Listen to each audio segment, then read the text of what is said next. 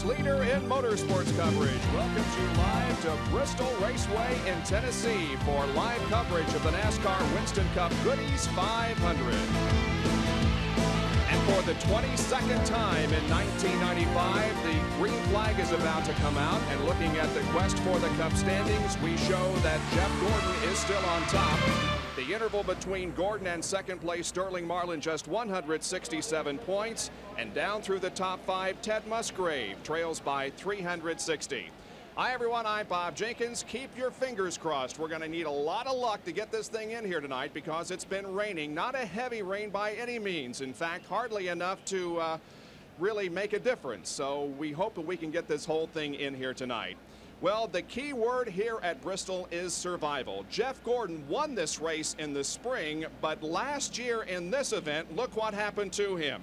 On lap 222, not halfway through, he was nailed, hit the wall on the inside, finished in 32nd position, and came out with only 72 points. So if he is going to win the Winston Cup Championship this year, he has to have a good night here tonight.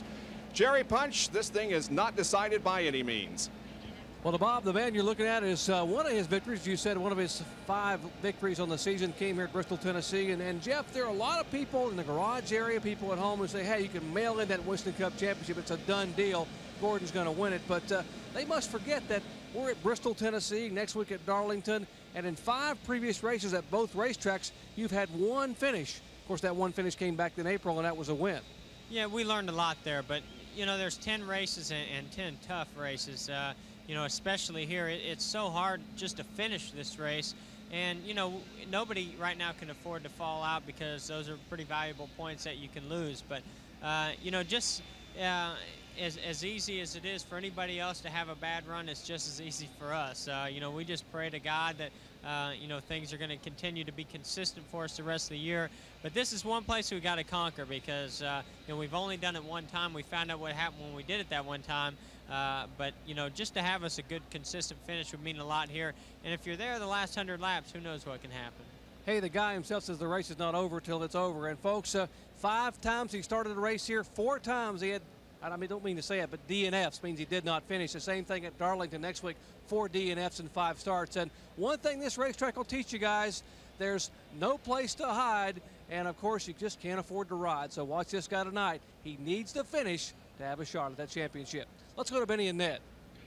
Hey, Jerry, let's face it. If anybody's going to catch Jeff Gordon, Sterling Marlin, Mark Martin, Dale Earnhardt, he's got to have a problem. 167 points out.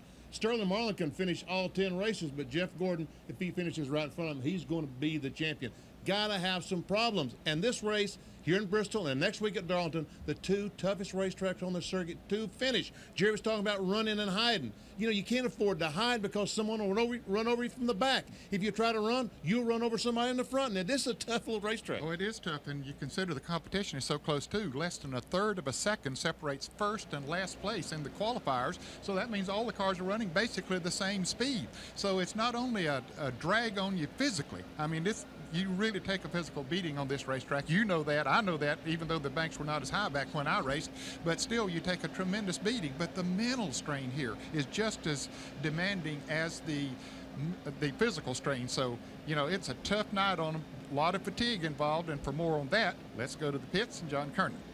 You know, Ned, not only the forces acting on you in making these turns in the 36-degree banking, but also the hot air. It's a muggy night here at Bristol. That comes into the car, the drivers breathe it, and yes, that's going to wear them out. They are going to get tired. But several drivers here today have a little bit of a new innovation. Rusty Wallace among them. It's, well, I'd like to show it to you, but because it's slightly raining now, he's got the car cover on, but there's a little box inside, and basically what it is, it's an electric air conditioner. Warm air goes through the box, comes out cool. If it were 100 degrees, it could knock it down to 70 degrees. That goes up, connected to Rusty's helmet. He breathes in cool air. That keeps him feeling fresh all night long. Rusty hopes it helps him breathe easier this evening, and for more on other people who are breathing a little bit easier right now, let's go to Bill Weber. John, a big breath of fresh air for Ward Burton. He is released by Alan Dillard Racing on Monday, but on Wednesday of this week, He hooked up with Bill Davis on the MBNA Pontiac, and that's where he'll be spending the rest of his season. But that's just the beginning of it. Greg Sachs has moved into Ward's old ride. Sachs moves out of the 32 Chevrolet and into the Hardy Chevrolet. Jimmy Hensley moved into the 32 car. Silly season is officially underway. And if you don't think there's pressure to perform on some of these drivers, among the names that did not make this race here at Bristol tonight, Todd Bodine and Kyle Petty. We are on hold at the moment. As you can see, the rain is coming down. It's not a hard rain by any means, but it is enough to postpone the start of this event, which was officially supposed to get underway at 20 minutes till the hour. But the track is a little bit wet. The trucks are out there. The fans certainly are here, and they're hoping to see the action tonight. We are on the northern edge of the remnants of the latest hurricane, and all day the rain held off, at least for the most part, but now it is falling. Hopefully within the next few minutes it'll move out of here and we'll be able to get this race started. We will be here when it rains. They got lights here so we can go all night if we have to get this thing in. Stay with us. We'll be right back with more live coverage of the Goodies 500 from Bristol.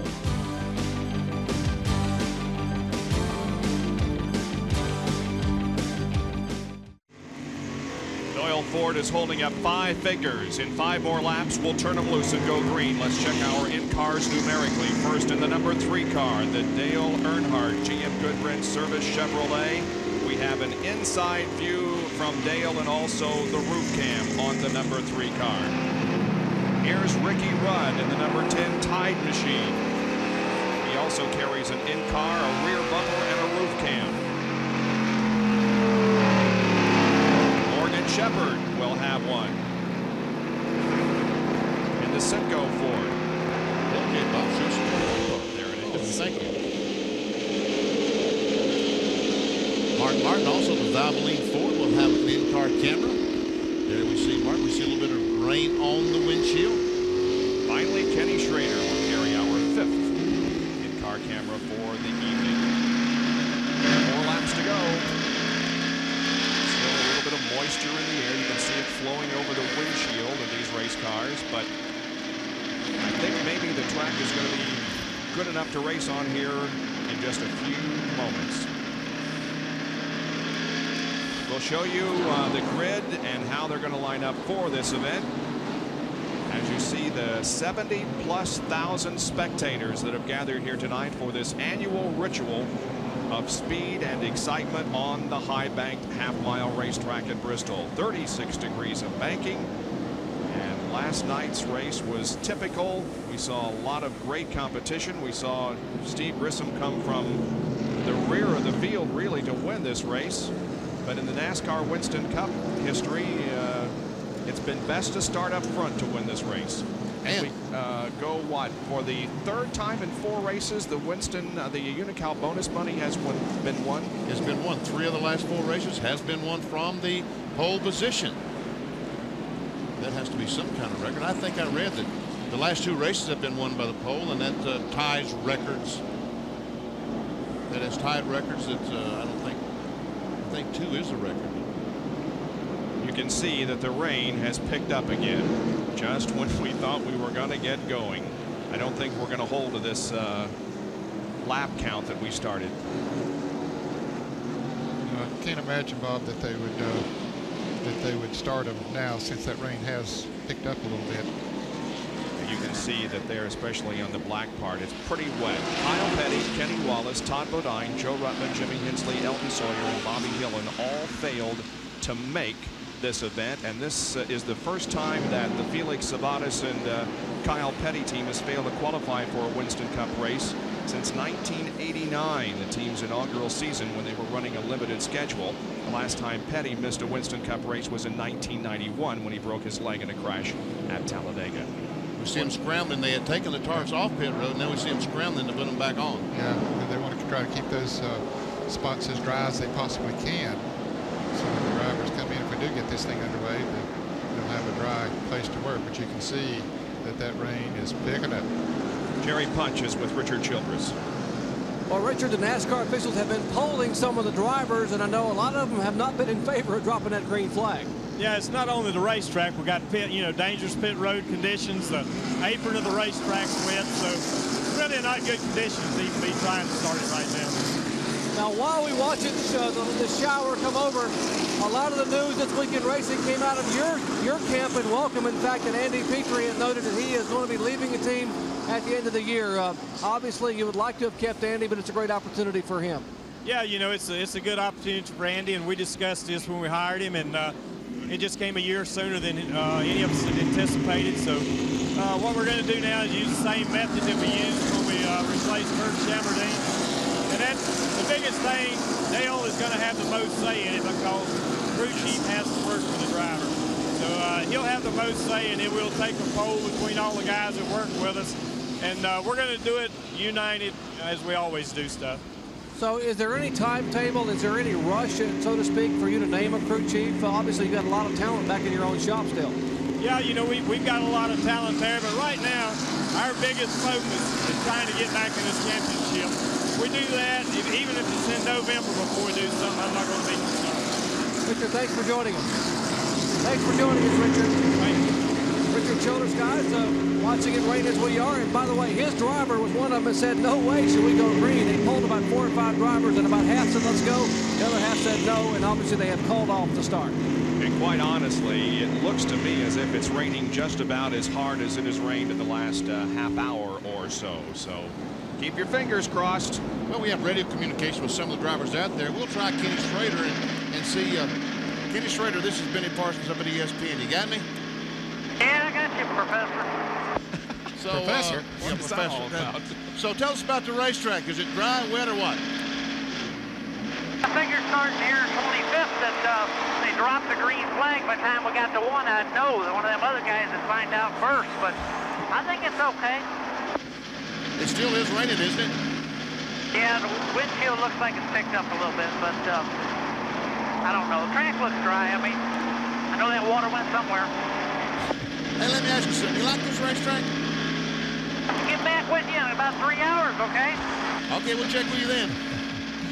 He's got some good answers for you tonight, Benny. Well, I think NASCAR is starting to. I think they're going to bring the cars in. Yes, they are. They're slowing the cars down. They're going to park them and I guess put the covers back on them because it is still raining, and they don't want to throw the green flag and run the cars on the caution flag, so they're going to stop them. We've come so close because it wasn't raining at all. Rained about 2 o'clock. Didn't rain again until about 7 o'clock. And by that time we were thinking, oh, everything's going to be okay. And then it let up enough to get the cars on the track. And now, by golly, here it comes again. Looks like it's coming out pretty good, right? Yeah, it does. Even our camera lens is showing some moisture shooting up the backstretch. We're up there right under the ESPN notation here at Bristol, watching it rain with the rest of you. And even the people now that are the die-hard race fans are beginning to pull out their umbrellas and their rain slickers. Jack Roush with hat on. Is that hat that you're wearing his? Well, he gave me the hat as a present, but I tell you one thing, Jack, that hat will not stop the rain. It's got holes in it. That's a straw hat. So the cars come down pit road and they stop. So we will not have the start of tonight's NASCAR Winston Cup race quite yet, but we hope we can sometime.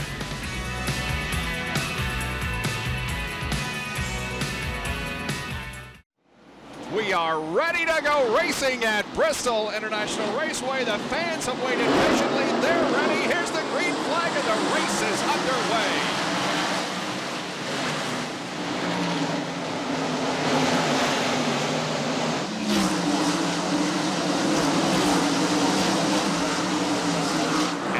Concern to a lot of drivers is getting to the inside. Jeff Gordon has not been able to do that yet. Dale Earnhardt on the inside of him there. They're racing for the 5th position. Earnhardt takes it now. And Gordon looked like he nearly hit Dale in the back end of the car momentarily. He did, however, fall in behind Dale, and now we have a single file procession through the first and second turns here on lap number 3. It's Mark Martin, Terry Labonte, Michael Waltrip, Rusty Wallace, Dale Earnhardt, Jeff Gordon, Ricky Craven, Ricky Rudd, Ted Musgrave, and Hut Strickland. See back in the back there, Bobby Labonte still up on the outside with the Interstate Battery Chevrolet. He's about the only Marcus is also up there. Right, yeah. He's losing positions and going to the back of the field as we focus in on Morgan Shepherd looking back on Brett Bodine.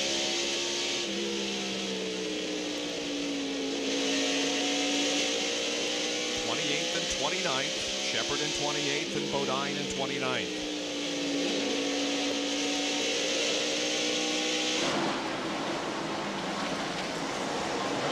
Exercising a lot of patience here right now. Just that 90 car bottoming out, sending a lot of sparks up from the underneath side.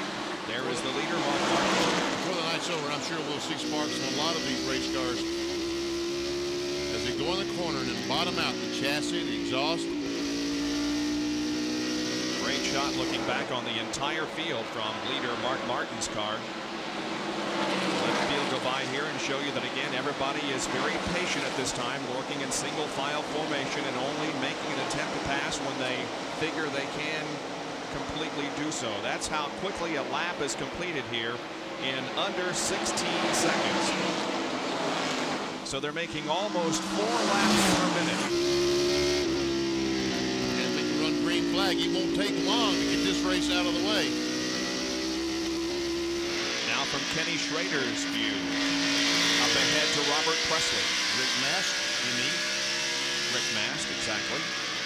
That's what you meant, wasn't it? Did I say anything else? There we see just a little bit of a spark from Banks cars.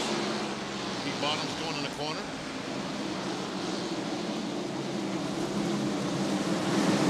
They're driving so nice now. Well, they are, aren't they, man? Yeah, just being considerate, conservative. Schrader has moved up a couple of positions to challenge Rick Mast. They'll change in a little while. They'll get worried after they get the feeling. In fact, Ken Schrader making the pass right now. He got to the inside of Rick, picked up that spot. Here comes Jimmy Spencer to pass Mast also. Close call there. It always is close. When you pass coming off these corners at Bristol, it's always close. And there's the guy that talked about Darrell Waltrip. 12 times he's won here, Benny. Huss Strickland said, I'm just going to find Darrell and follow him all night long because I feel like at the end of the race, he's going to be somewhere near the front. Now, Hutt's pretty far up in front of him right now, about 7 or 8 positions. I don't imagine he'll stop and wait on Darrell. I don't think so. Sterling Marlin and Bill Elliott running together out on the racetrack. They are in, let's see, 19th and 20th position, something like that. On this race one time. You can see the graphic on the screen, 486 laps to go. It sounds like a long time, but as we indicated, the laps are so quickly here. And an official race would be 1 lap past the halfway mark, 2:51. I don't think anybody is really thinking about that at the moment, although the goal, of course, is to get up front as quickly as possible. Here is Robert Presley along with Dale Jarrett. There is Ward Burton right behind in the MB&A car. And then Jeff Burton. Beginning to put a little pressure on Robert Presley there now. The car in front of him, which is Rich Bickle, is beginning to get away by a few car lengths.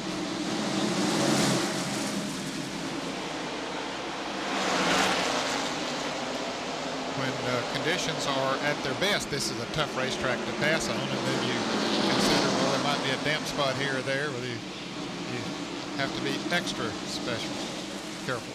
Now we can see that Mark Martin and Terry Labonte have kind of driven away from this battle for 3rd place. Right now, Michael Waltrip, Penzo Panek is in 3rd, Rusty, Earnhardt, and Jeff Gordon. All closing in. Wallace took a look there to the inside at the end of the backstretch. But Michael Waltrip continues to hang on to 3rd, giving the Pennzoil its best start of 1995 here tonight. And now Earnhardt taking a look to the inside of Rusty Wallace into turn 1, but making no move. Great shot from the roof cam on Dale Earnhardt's car.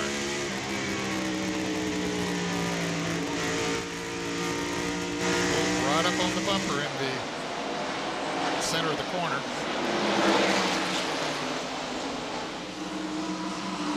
Michael's car starting to move up just a little bit in the center of the corner. Might be enough to let Rusty Wallace get alongside. There we see Ricky Craven and Ricky Rudd. A couple of Rickies. That's a race for 7th spot. Craven in the 41 Kodiak car is in 7th, and Rudd is in 8th in the Tide machine. Ricky Craven, the leading candidate to walk off with Rookie of the Year honors this year in NASCAR Winston Cup competition. He's currently leading Robert Crescent in that chase.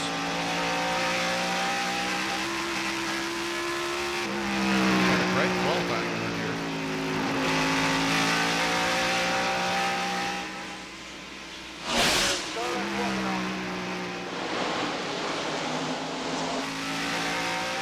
That was Jeff Burton's spotter we heard there that Sterling's working on.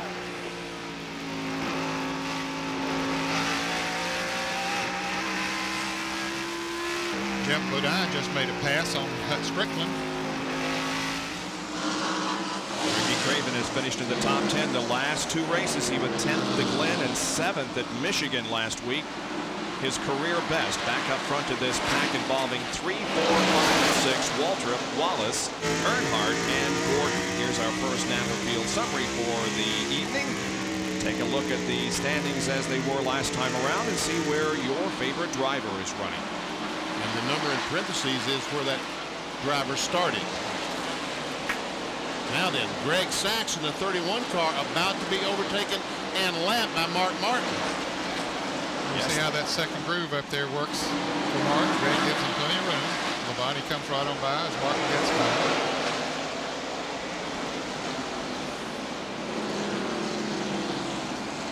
Sachs is the only car at the moment a lap down, and as you saw, he was just passed by both Mark Martin and second place Terry Labonte. As those two continue to duke it out for the lead and in fact continue to pull away from the second group consisting of those 4 we showed you just a few moments ago of Waltrip, Wallace, Earnhardt, and Gordon. Ricky Rudd finally was able to get by Ricky Craven. There we see from the rear bumper on Ricky Rudd's car looking back at Ricky Craven. So that puts Rudd then up into 7th position. And that's Ted Musgrave, the Family Channel car, right behind Craven now. Oh, it's bad. Rusty Wallace stands off of turn 4. Just nudges the wall coming off the corner. Sends up a lot of smoke. The yellow is out, but everybody else is going to be able to dive to the inside and avoid hitting him. I'm not so sure that the car is hurt all that much. There's a fire on it, Bob. Oh, yeah. Fire underneath the car. The fire goes away once he does get it fired. And he has gone a lap down. So, Rusty Wallace is a 5-time winner here at this racetrack, including this event last year. He's won the spring race 4 times. See him pointing at Dale Earnhardt there? Yep. I think they got together as they came off the turn up there. Oh. We'll see here. Here's a replay. Earnhardt comes in, down on the inside, comes up, yep, taps him, and around he goes. And look at him work the wheel and trying to save the slide. He didn't. The car hit the wall, both the left front and the left rear. And now from the speed shot, we'll take a look at it once again.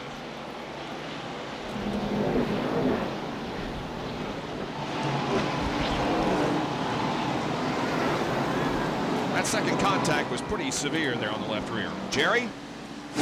And that was raw fuel coming out the left side exhaust, and Rusty is sitting in there. Rusty just took his right hand and pointed up toward the Earnhardt pit with his index finger and just pointed it right at him. Obviously, he is very, very upset as the car is out of the way. They have changed all 4 tires, and some of the Miller Genuine Draft crew also out on pit road. The NASCAR officials have pushed them back behind the wall, but a lot of concern here about the car's damage. From the in-car, look and listen to Rusty Wallace's spin.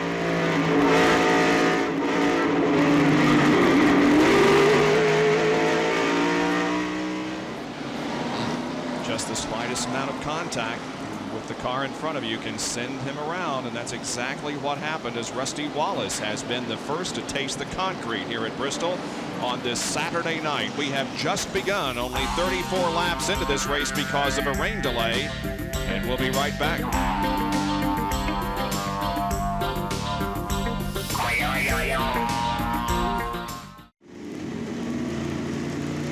riding with Dale Earnhardt here and under a caution here at Bristol. We think that there may be a black flag displayed to Dale Earnhardt. We're going to see here. Yes, indeed. The flagman is pointing to Dale with the black bunting, and Earnhardt is going to go to the rear of the line because of his what NASCAR considered more than incidental contact with Rusty Wallace. The fans think that was the right decision by NASCAR. Well, some of them do, some of them don't. Yeah, that's right. They're divided, but they're letting it be known what their feeling is. Now Rusty will be able to go to up to the front of the line on the inside. Jerry? He's been in 3 times, guys. They raised the hood and set the toe in. The left front tire is still slightly towed in, but they got it as close as they possibly could with the time they had. Sheet metal damage, but a slight toe-in problem in the left front. That's the only injury for the Miller Genuine Draft Ford. Bob? Here they come down for the restart, and Rusty will, of course, be trying desperately to get his lost lap back. Mark pulls out in front of him, though, however, as the green does come out on lap number 39. You see Rusty's car bottoming out as he exited turn 2. With 4 fresh tires, he might be able to get by Mark Martin, but he needs to do it pretty quick. It looks like You can tell that he has a lot different attitude about this race right now. No more patience right now, not for him. Exactly. He has made up the lost lap. And now Terry Labonte looks like he may be ready to challenge Mark Martin for the lead. Yeah, he had a notion there. That's how close Terry Labonte is to Mark Martin.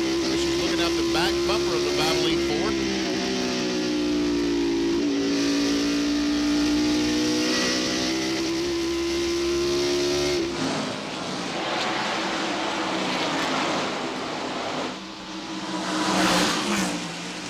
Everybody is back on the lead lap.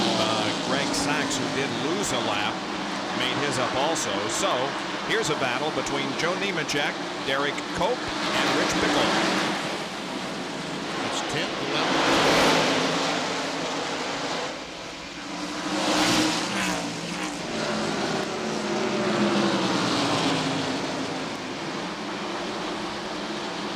What's Rick Bickle? Car practice this afternoon. It looked like his car was Here's another driver that had a great qualifying run. Pontiac. Bickle started from 15th, qualifying at 123.459, 15.542. And more action back of that group. This is John Andretti along with Dick Trickle, Dale Earnhardt as he tries to make his way up through the pack once again after the black flag. And behind him is Dave Marcus. Earnhardt looking to the inside of Dick Trickle. Well, he knows that he has to go hard because Mark Martin and them will be around in a hurry. That one we had seen Martin already about to lap the tail end of the field. He'd gotten by Greg Sachs and was closing in on others. So Earnhardt knows that he can get around there pretty quick. So he's got to put as many cars between he and the leader as he possibly can. And Ray losing positions as he gets up in the second groove and those to the inside pass by. Jerry has a report on what did Dale Earnhardt say on the radio during all this, Jerry? Well, what he actually did, guys, he admitted it was his fault. He said, hey, I'm sorry. He said, but, you know, he said, looked like Rusty slowed down. Either he jumped out of the throttle or tapped the brake. He said, I hit him, but I certainly didn't mean to. It was my fault, and I'm sorry. He apologized to his team and asked them to apologize to Rusty's team. He said, certainly it was totally unintentional. In any case, he was forced to the rear of the field, now finds himself in 30th position as he continues to move upward.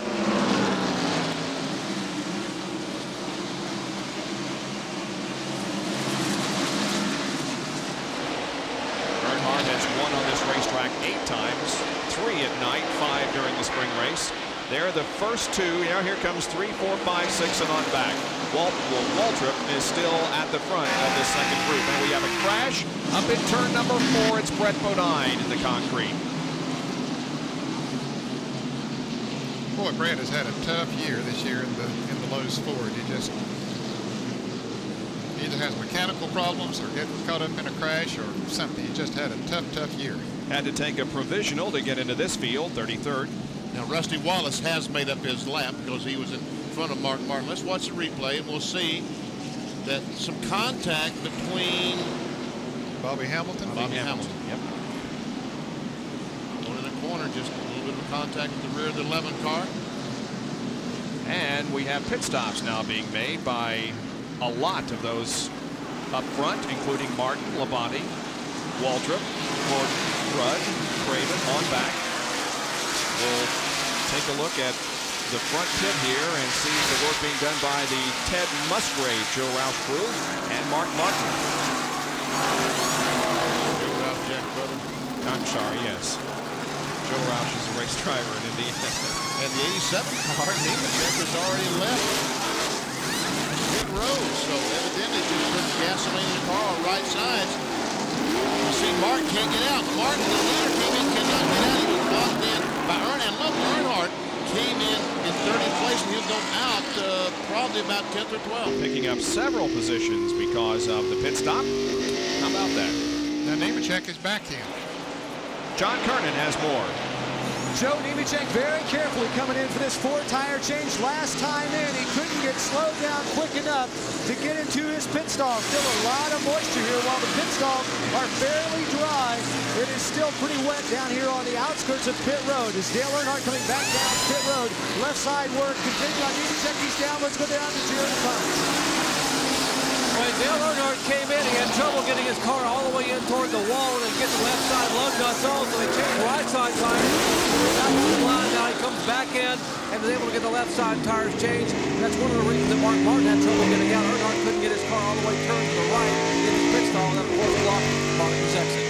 So it wasn't as good as it looked. Earnhardt with the second visit. And this is what happened to Mark Martin. You can see that he's boxed in there and had to back up before pulling out. So under caution for the second time tonight, Brett Bodine in the wall in turn number 4. Back with more of the Goodies 500 from Bristol in a moment. Just as you rejoin us, the green comes out and we're back to racing on lap number 58 with Jeremy Mayfield up front, followed by Lake Speed, John Andretti, and Jimmy Spencer. Now those cars did not pit during this caution, they pitted during the first caution. Exactly. Mayfield, Lake Speed, John Andretti, and Jimmy Spencer all made pit stops during the last caution, so they stayed out on the racetrack. Up front, right?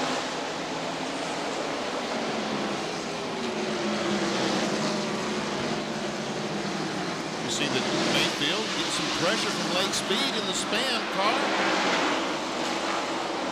Some heavy pressure, as a matter of fact.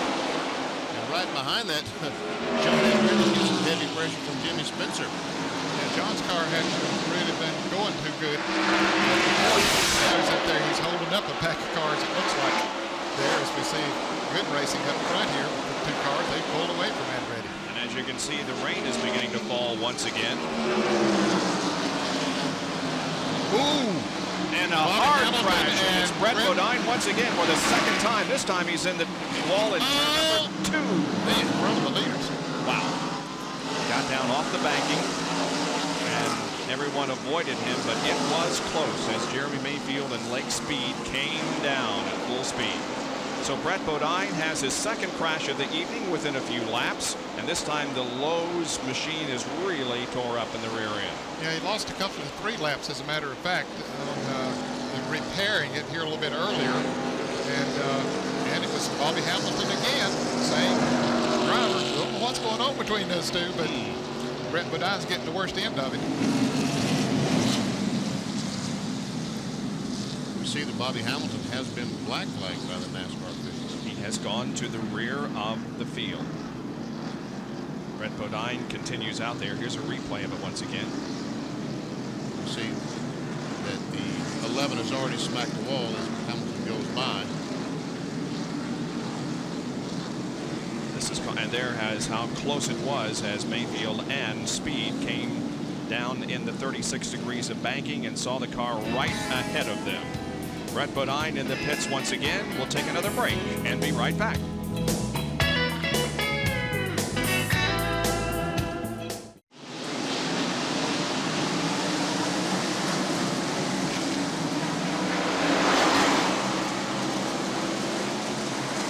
He just went green, completed less than a lap as Jeremy Mayfield continues to be the leader of the race. This is only the second NASCAR Winston Cup race he has led in his 40 career starts.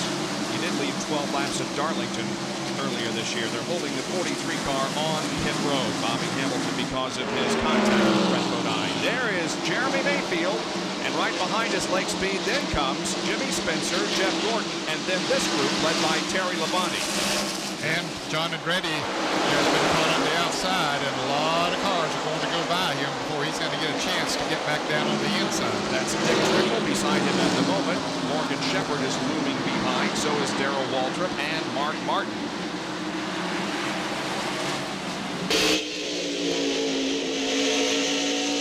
Up in front of that, Jeff Gordon just Spencer moved into third place. Terry Labonte behind Spencer. Here comes Rich Bickle. And back up front, we still have Mayfield and Speed at the top of the field. And Lake Speed has not led a lap this year, so if he can make the pass and get it to the lead, he'll pick up 5 bonus points for the first time. And the 43 car has just now been released from his penalty box.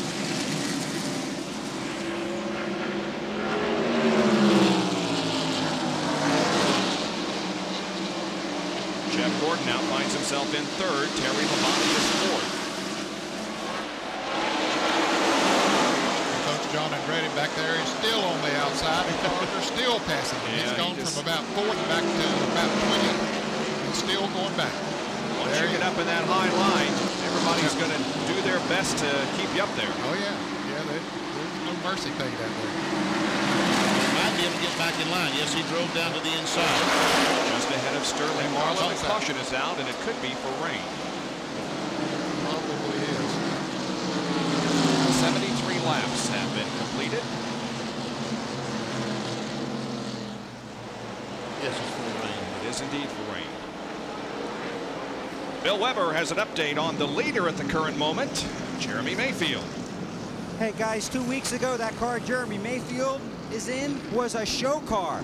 They took it to Watkins Glen to put it in an auto show up there. They brought it back. Tony Furr said we're going to do some work on this car, and they made it into a short track car. They changed literally everything on it. They've been fast since they got off the truck rather, and onto the track, and they were pretty happy this morning. Jeremy doesn't have a lot of laps here. He missed this race in the spring, but they're excited with their position and their possibilities here tonight. But it was a show car 2 weeks ago. How about that?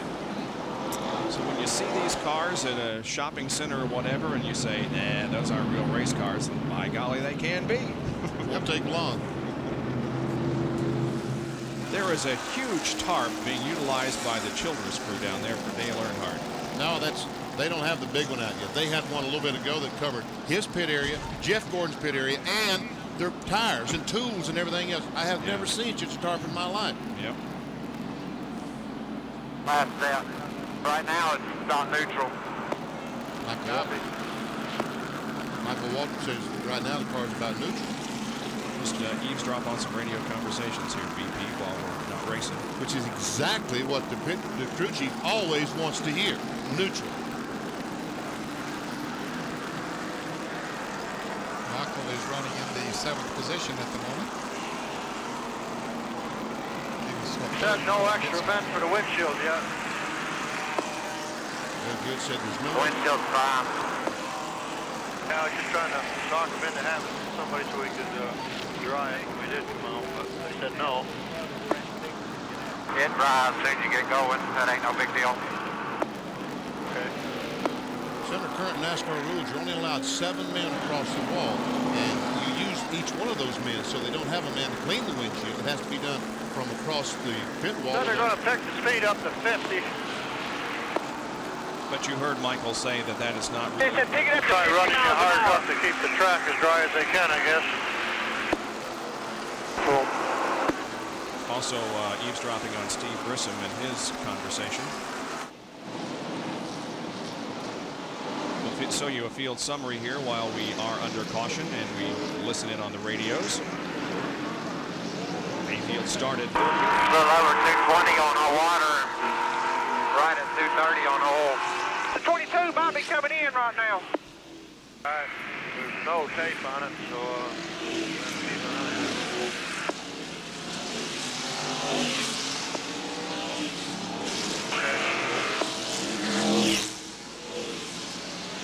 A lot of talk goes on between Staying out. the driver and the spotter, and of course the crew chief gets in every once in a while. And it's a pretty good hat there, Benny. That is a great hat. What, if you were still doing the hat of the week, that would be unique. Well, for the want of an umbrella, huh? Well, there's a radar. Jerry, or rather John and Jack are looking at it. John, what's it look like? What's it look like, Bob? It looks green around here. But I tell you what, you know, we got some cells out here. The movement we've seen has been toward the west. But what's kind of promising, I think, you can see how it's breaking up around. So probably we're going to have some light stuff. We might be just a little more light stuff, don't you think? Yeah. My consultant tells me, yeah, a little more light stuff. The only problem I see on here is we get down to Spartanburg, and it's built quite a bit over the last 35, 45 minutes, having some severe cells down there. But it looks like mostly light stuff for us. So like I said, just cross your fingers, and maybe we'll get this thing in. Now let's go to Dr. Jerry Punch. While we have a rain shower, let's check in the Rusty Wallace pit with Robin Pemberton. Robin, unfortunately, your car had an early contact with the wall. How bad was it hurt? Well, it's towed in right now instead of out. It's not handling like it needs to. You can't come in and fix it. They're picking the pace up to 50 miles an hour trying to keep the racetrack dry. It's not right yet, and hopefully later we'll get a chance to work on it. Is the tow in the only problem other than the sheet metal damage? Yeah, as far as we know. Did you get word from the 3 pit that Dale called in and apologized, saying that he admitted it was his fault? Yeah, that's really nice of him. We really appreciate it. That's Robin Pemberton. The Rusty Wallace's crew once again cannot pit because of the speed on pit road. Let's go to Bill Weber. And I'm here with Robbie Loomis, and to put it politically correct, these guys are steamed. You guys were held for several laps. Robbie, what's the story? Well, I tell you, I really don't know the story. I guess it's a tough call, you know, up there for NASCAR on these short tracks. You know, that 11 car run us all over the racetrack after he done got loose. He was out of control down there and wrecked. And then he run us all over the racetrack. I guess we got into the back of him. NASCAR made the call to put us in a penalty box. I've seen a lot of these other guys, you know, it happened with the 3 car there earlier. I don't know why it just happens to us, but NASCAR will take care of it, I guess, and things will work their way out. Okay, he's going to go back to work, but let me tell you, it was pretty heated down here. Richard Petty was involved. They were really taken to task with some of these NASCAR officials down there. They pleaded their case as long as they could, but no good, and they held Bobby Hamilton on pit road, and it was frustrating to watch, and I was standing right there, so I can't imagine what it was like to be a member of the team. They held him for 5 laps. That puts him back in 35th position, 5 laps down. And they're still talking about it to the NASCAR officials.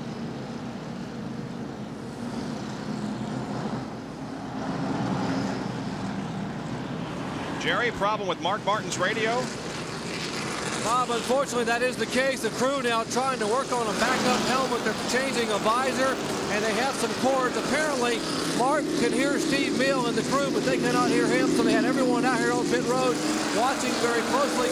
They are using hand signals to communicate with Mark, and they're all trying to see when he comes by exactly what signal he's giving them. But in the meantime, and as you heard Robin Pemberton say, because the speed has been picked up by the pace car at over 50 miles an hour as opposed to the normal 35, they can't afford to take a chance on trying to come in and change helmets. At a pit stop, they might just lose a lap. So they'll have to wait till they get a chance to come in, change the helmet, and get the radios fixed. We are under caution because of a rain shower. It's Jeremy Mayfield, Lake Speed, Jeff Gordon, Terry Labonte, and Rich Bickle, the top 5 after 83 laps.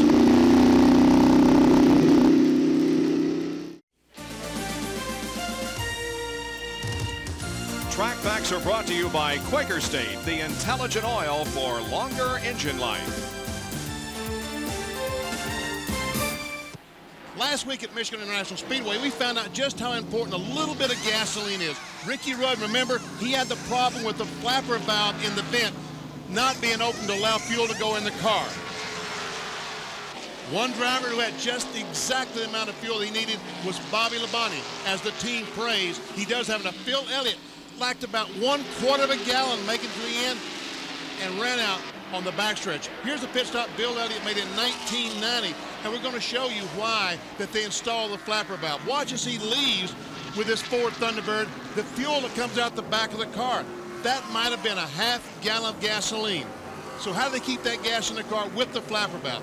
The fuel goes in the tank in the big hose, displacing air in the fuel cell, comes through the vent, and there's the flapper valve that holds the fuel in the tank. Here's the probe that last week wasn't long enough to open that valve. Here's how it works. There's the little valve inside. The probe goes in, opens it. That allows the air to come out. When the car leaves, the valve closes. Well, notice the vent is 1.25 inches in diameter. On a street car, it's about 3/8 of an inch. That's why they're able to put 11 gallons of fuel in just 7-8 seconds. And we see happy birthday, Landon, Ricky Rudds, and Linda's son, 1-year-old today. Yeah, I remember that. He had to leave the racetrack and got back just in time for the race. Well, and we can see that fuel mileage is so important in each one of these races, and they had to put those valves in there so we wouldn't spill all that gasoline on pit road. Remember when these cars would leave and all that gasoline would go? Well, which is much safer the way it is now. It is much safer, certainly it is. And as you indicated, that small amount that spilled out of Elliott's tank there a few years ago would have been enough to take him to the checkered flag last week. Exactly. Bill Weber is with Tony Fuhr. Well, Tony, we talked about how your guys have worked so hard. You might have an advantage because this race is running so late. You guys have been working so late at night. What's Jeremy telling you? Well, right now, you know, he said the feels real good to be leading the race and stuff. Car's working real good and stuff. You know, we just needed track positions, the main thing. That's the reason I bid it a while ago, so that we can move on up. Because we knew the car was pretty quick. We practiced real good today and last practice and stuff. We just didn't do too good qualifying. But, you know, the boy's really doing a good job right now. He's got that RCA Ford right up where it needs to be. And it really is a show car. Yeah, it really is a show car. This car was a show car all year long, and we brought it out for this race here. Okay, I should say was a show car. Tonight it's a race car. Rusty Wallace back on pit road, the Jerry Punch. Yeah, and that car's putting on a pretty good show down there, Bill Weber. Rusty Wallace's show almost ended early, but they have come in now twice under the caution to try to set the left front toe in. They try to get all the hood pins back in. Here comes the pace car down the straightaway, and Rusty is down and away. And I am told they are going to signal 1 to go, and we'll have green next time by, Bob. That's good news. The lights on top of the pace car are extinguished, and we will go back to racing.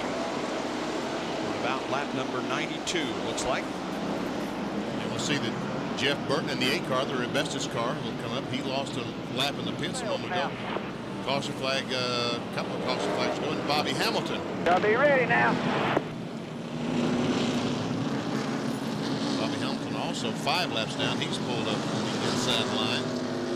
Here comes the pace car. The crowd is still here despite the rain, and there's green. Jeremy gets a pretty good jump. It's his second Bristol race. He was 21st here last August. He did not qualify for the spring race here in Bristol, but right now Mayfield is at the head of the field. Apparently Robert Preston lost a lap in the pits. He made several pit stops during this caution period. He must have gone a lap down because he was up there at the front. Behind the car number 24 of Jeff Gordon.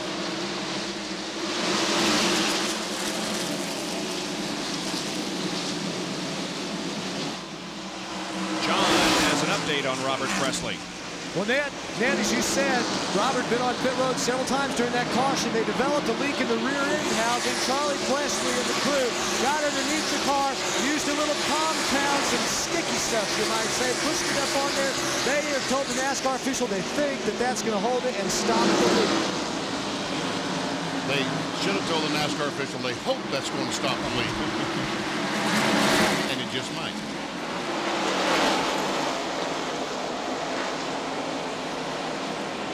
See Lake Speed going down, trying to take the lead from Jeremy Mayfield. And an Ocean. And he's trying to get one of his laps back. Well, he's only 1 lap down, as a matter of fact, so he's trying to get back in the lead lap. Tony Furr, we had that conversation with Tony Furr just a moment ago. Now he has done a wonderful job as coach for Jeremy Mayfield. Jeremy loves him, and he enjoys working with Jeremy. And these guys right now have a very good team. Tony Furr and Jeremy Mayfield leading the team. They have come a long way since the two came together.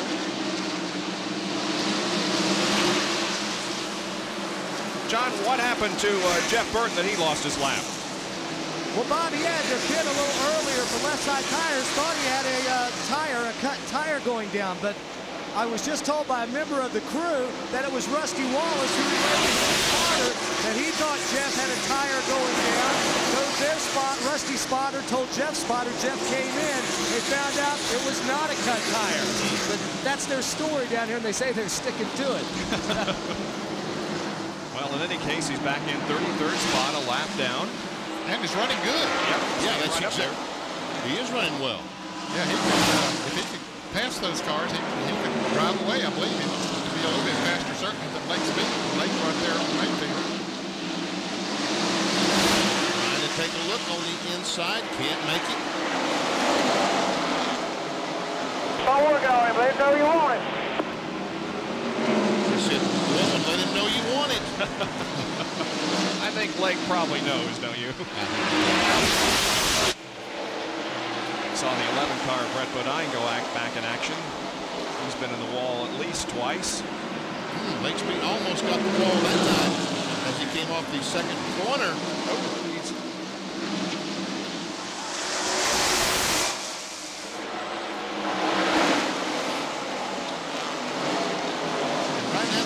Lake Speed is dropping back. Jeremy Mayfield pulled away by a couple of car lengths. I don't know if that's Lake being defensive with Jeff Burton or if his chassis getting a little bit loose or pushing right now.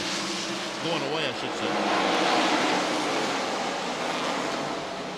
Napa field summary. Mark Martin, our pole sitter, back in the 11th position. Dale Earnhardt is 20th.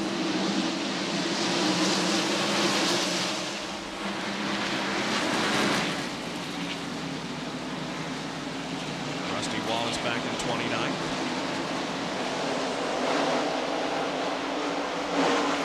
Jimmy Spencer's been working on Rich Bickle. Bickle driving the 40 car, Pontiac. Spencer in the number 23. And finally, Jeff Burton was able to get around the number 9 in his Jeremy Mayfield. Come on, brother, come on. And his spotter's coaching him. He wanted him to take advantage of the situation. He's going on. Come on. You're clear. So Jeff Burton makes it. Got the 43. He's going to be working on you. Oh, and there's Stan. Morgan Shepherd. Keep digging. Oh, and John Andretti smacks the wall extremely hard coming off the second corner. I don't think John knew that Morgan was down there. Yes, there is. There's a caution. Now, yeah. It was not for a little bit, but it's boy, John Andretti came hauling down off the banking in turn 2, and I don't think he saw Morgan, and then went into the wall on the outside. And we see that Jeff Gordon has taken the lead, so he will get the 5 bonus points. Now, Lake Speed is trying to go back in front of him, so I guess NASCAR will have to sort this out as to now Jeff Gordon's going back in front of him. That's right. Jeff says, Well, now the plate goes back to it. Playing seesaw here. Meanwhile, they both have passed the pace car, which is trying to pick up the field coming out of the backstretch pit. Here's a replay. There we see Morgan Shepherd right on the right side, and he gets a little tap from Darrell Walter. Yep.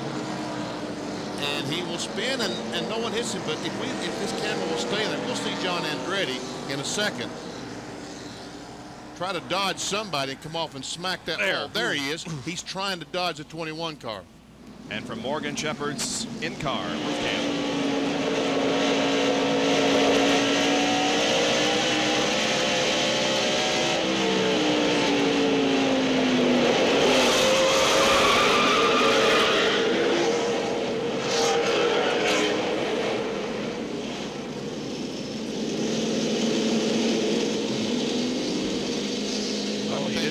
That's right. Shouldn't have done any damage to the Sitco Ford. Yep.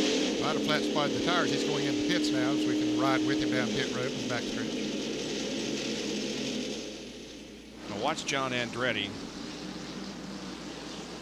come from the right side of your screen. Ooh, Earnhardt just barely missed him. Or he did hit him. There's Andretti. Now he goes up the banking and boom, bangs into the wall. Well, you're right, Ben. He did hit that wall hard. Yeah, he did.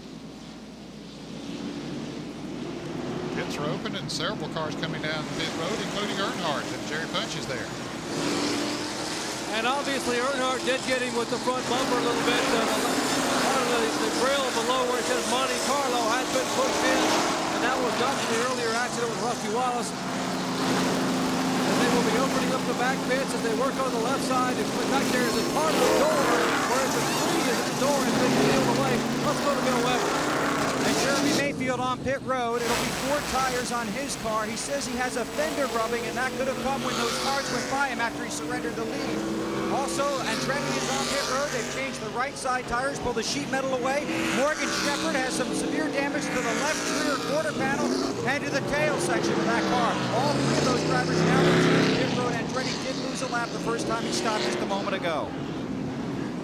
Mayfield rolling back out onto the racetrack. Apparently, Lake Speed is going to win the dispute as to whether he or Jeff Gordon is the leader. NASCAR shows that Lake is up front with Jeff Gordon running in 2nd position. And then Terry Labonte being shown in 3rd. 112 laps out of 500 have been completed here at Bristol in the Goody's 500.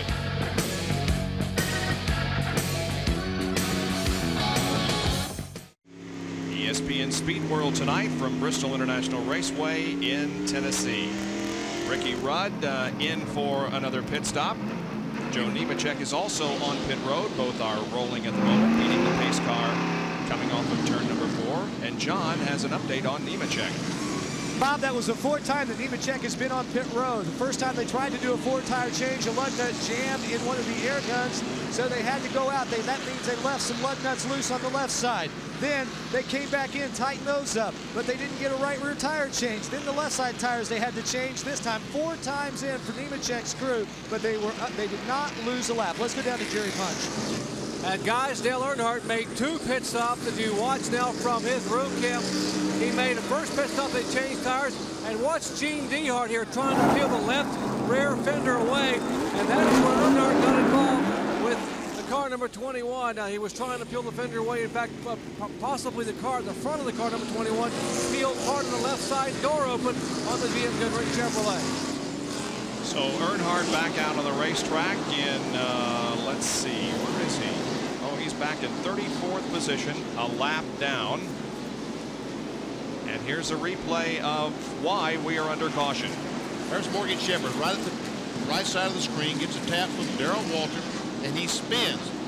Now he's going to almost get it straightened out, and right here Earnhardt's going to go by and hit the back of there. Right there is the contact between the 3 and the 21 car. From Mark Martin's roof cam.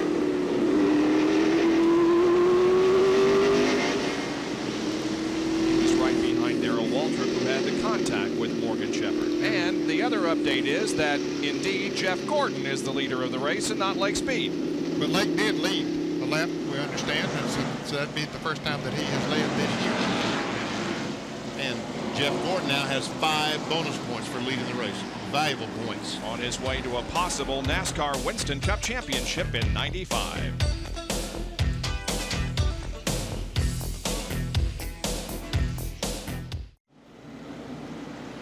Pace car pulls off the racetrack. We're going back to green once again on lap number 122. We've been cautioned for 12 laps because of Morgan Shepherd's spin and maybe some rain also. Jeff Gordon is the leader as Bobby Hamilton tries to get another lap. He did make up one of his 5 that he was penalized for.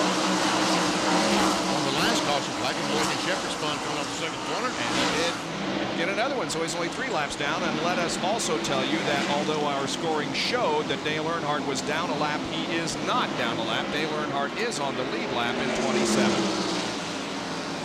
I don't know why that flashed up on the scoring there. Right when you said it, while ago,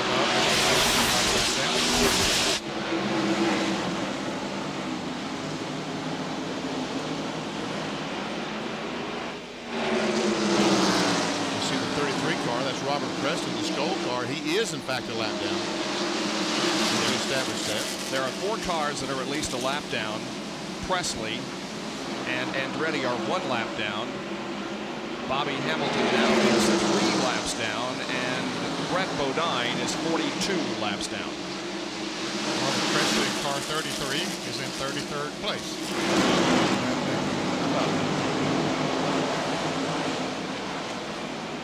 Terry Labonte, who actually is 3rd behind Gordon and Speed. And there is Jimmy and Michael Waltrip 5th. Sixth place car, Darrell Waltrip is 7th. Oh, Terry Labonte must have slipped pretty good coming off of turn 2. He almost lost it, lost about 5 or 6 car lengths, but he straightened it out. There he goes.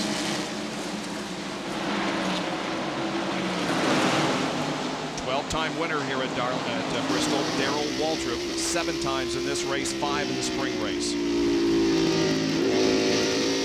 see Brett Bodine right around the racetrack on the top groove. 41 starts here at the High Banks, 12 wins, 4 pole positions, and has finished in the top 5 25 times, giving him a 61% top 5 average. That's pretty like impressive. How I figured that out, BP, without my calculator. I'm impressed. There is Ted Musgrave.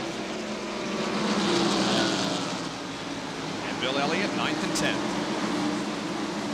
Jeff Bodine would be pole sitter here, wouldn't he? Was this right? This race last year that Jeff was a pole sitter? Yep. And he led most of the race, as a matter of fact. He led 168 laps before his engine failed on lap 457 as Terry Labonte takes 2nd. Well, we just about had a crash down in turn 1 there a moment ago, but it all straightened out as Joe Nemechek was going around with Greg Sachs, and they got together. We see John Andretti that crashed in over turn 2, Ned. We see how slow he's going around the racetrack, so he has some pretty heavy damage to the Kmart car.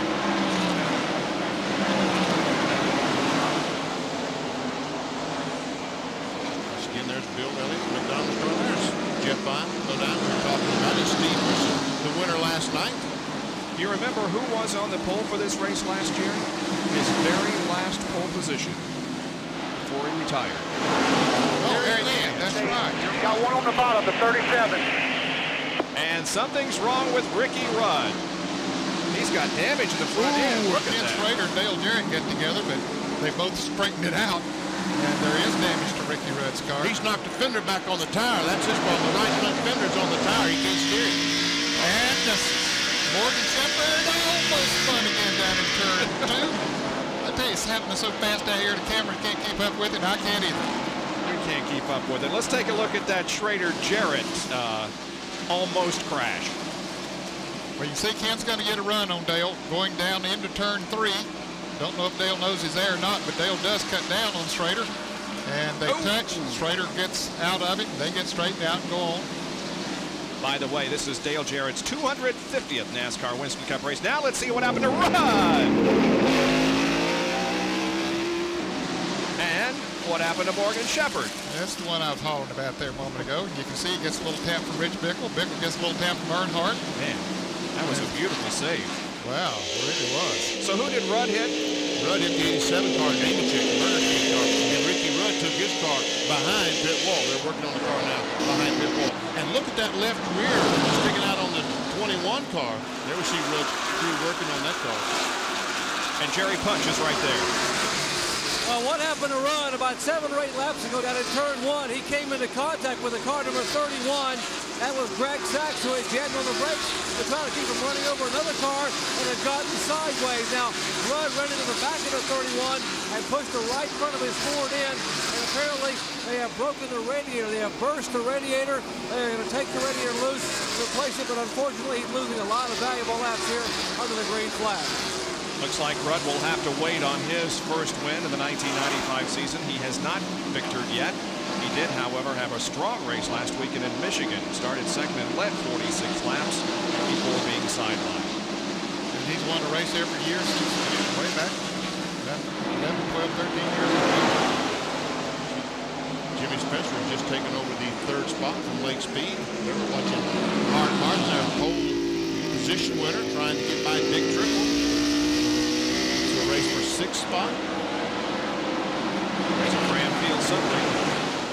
Gordon is your leader.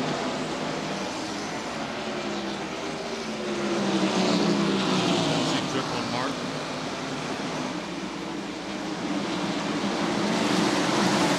John Andretti tried running on the bottom side of the racetrack. Felt like he'd be better served to get out of the way if he move up a little bit, so he's done that. Benny, they told him in the driver's meeting. Oh, and Jeremy Mayfield thought he'd hit the wall, but he didn't. There he goes. They were told in the driver's meeting if they're getting lapped, they move to the high side of the racetrack, let the faster cars go by on the inside. So that's what he's doing. Well, Benny, if he didn't hit the wall, he sure tried. Watch this as he goes in the corner. Here's Earnhardt on the inside. Go down in the corner. And Jeremy, I don't think he hit the wall. I don't think he did either. Great job of driving there. Wow. They almost made that a show car again. Got a donut there on the right side.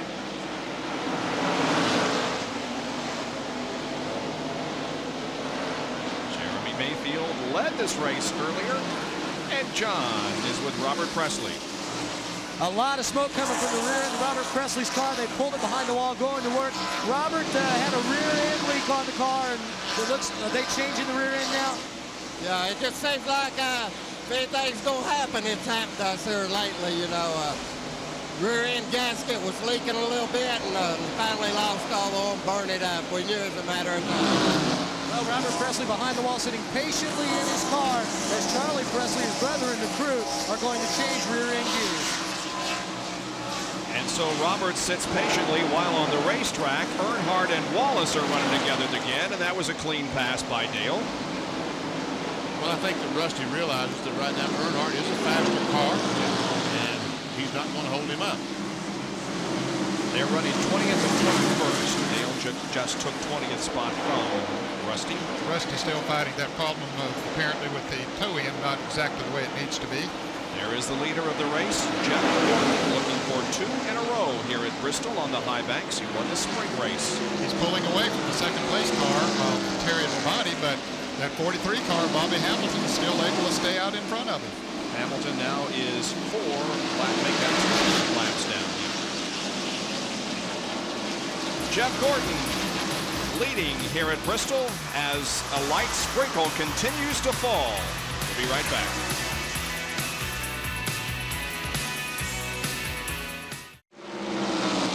Gordon now beginning to run into some heavy traffic, and he finally did get around Bobby Hamilton and put Bobby down 4 again, but now coming up on Rich Bickle in the 40 car, which is currently being shown in 29th position. And Greg Sachs in 31.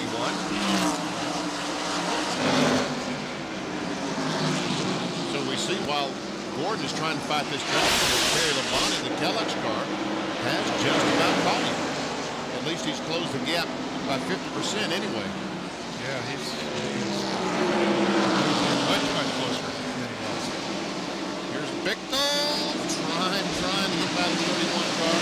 Meanwhile, here comes Hamilton again. He wants to get that lap back.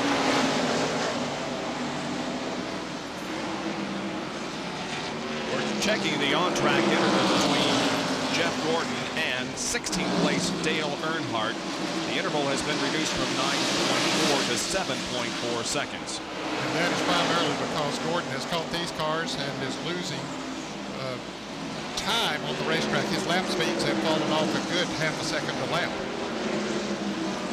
You see Earnhardt and Kenny Schrader, Budweiser car.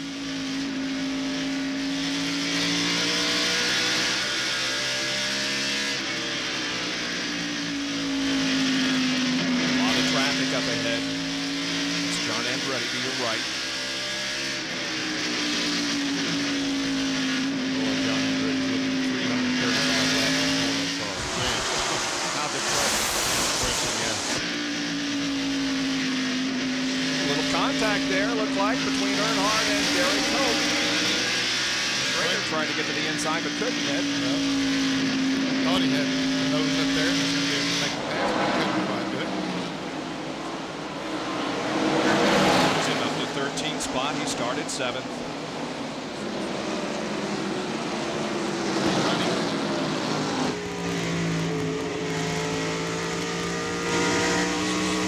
Camera on top of Earnhardt's Goodrich Chevrolet. Ken Schrader finally made that pass on Derek Cope that we saw him trying to make a little while ago. Here's Dale working to the inside of Elliott, and he's got it. Yeah, tried it. Oh, and man, that's a great save. How did he save that car? Man, is the left rear tire flat? That's the next question.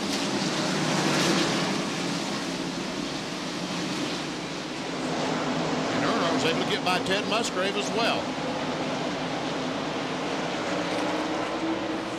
And there is the interval between Dale Earnhardt and the leader, Jeff Gordon, who has yet to get by Rich Bickle, and Bickle is sideways. Now, I thought maybe Jeff would be able to go to the inside and put him a lap down, but nope. Earnhardt just got by Mark Martin as we watch Jeff Gordon. Earnhardt's going to be up front in just a minute. Sure is. He is a man on the move. He is gaining a lot. Well, you can see how much he has gained on Jeff Gordon. Oh, and Jeff Gordon almost crashed coming off the second corner. He got a little bit high, and Labonte looked like he was going for the lead, and we can see there's 1, 2, 3, 4 all nose to tail. Jeff Gordon looked like he was going to try to pass Rich Bickle on the outside up in turn 2. Let's see if we can see it. We see him going the corner a little bit high, and about right here he's going to lose the back end. Oh, and Bobby Hamilton goes inside and again gets another lap back.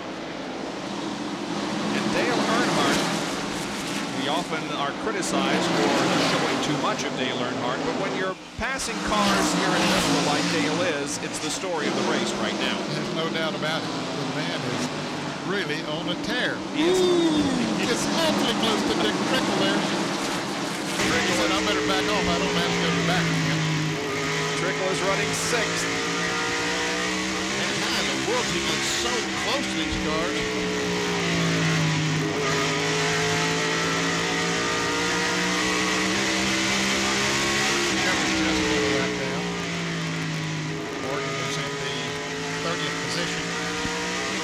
Ricky Rudd moves back out of the racetrack, and they call this guy the Intimidator, and he's intimidated Dick Trickle and others tonight. I wish he could. 3-car looking low, clear. Rain away, I should say. There's Michael Walker's spotter. Michael is in 5th place. Earnhardt is 6th.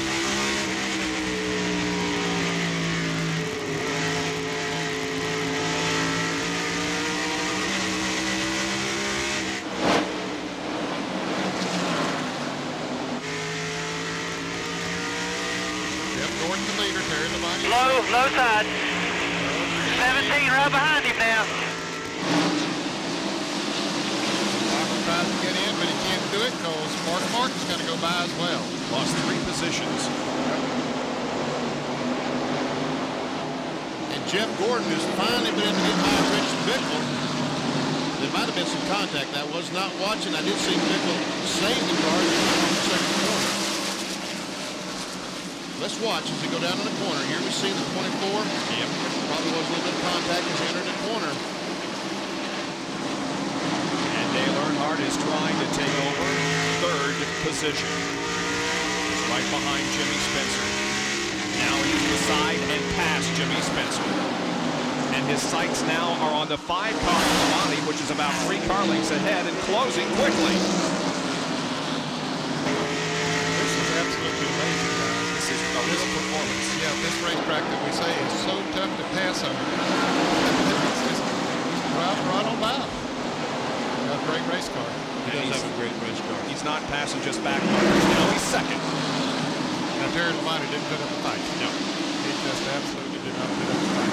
You know, a while ago when the fans were cheering that Earnhardt was sent to the back of the line, now the fans are standing, cheering, and saluting the performances that this man is doing. He did the same thing here in the spring. He started about 25th or something, and it had worked his way up to 3rd place before he made contact with Jeff Burton going down in turn 3. Well, he does have a little bit of distance between himself and the leader, Jeff Gordon, so we're going to take a commercial break here and see if indeed Earnhardt can close in on the leader, Jeff Gordon, here at the Goody's 500 in Bristol.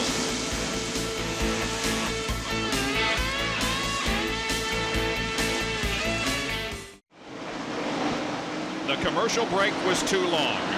Earnhardt did it.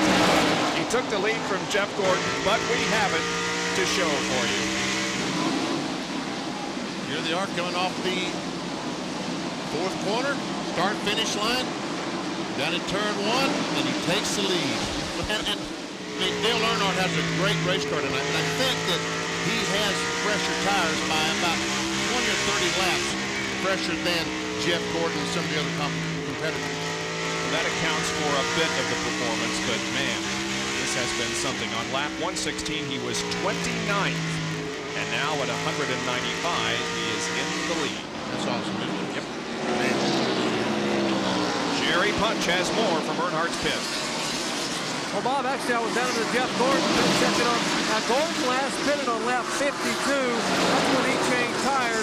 Earnhardt came in on lap 112, so you guys are exactly right. His tires are 60 laps fresher than anyone else running up in the top 5.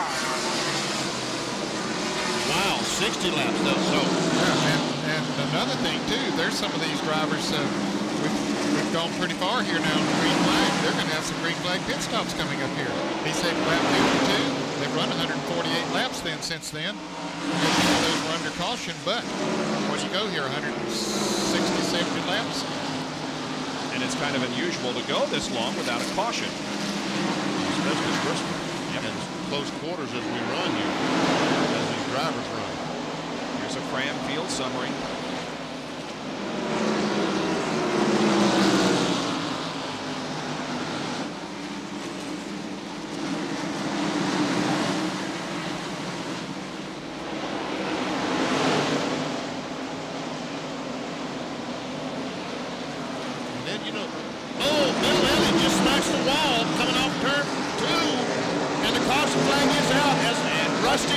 Is in the wall on the backstretch to the inside.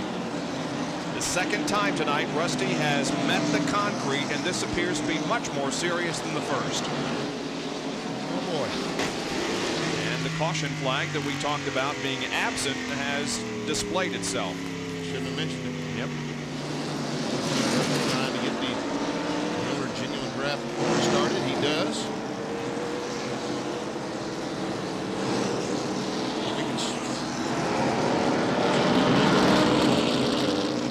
Rusty Wallace has not had a finish lower than 7th in the last 23 short track races. Wow. Here comes Earnhardt down pit road for a pit stop. And the others on the lead lap.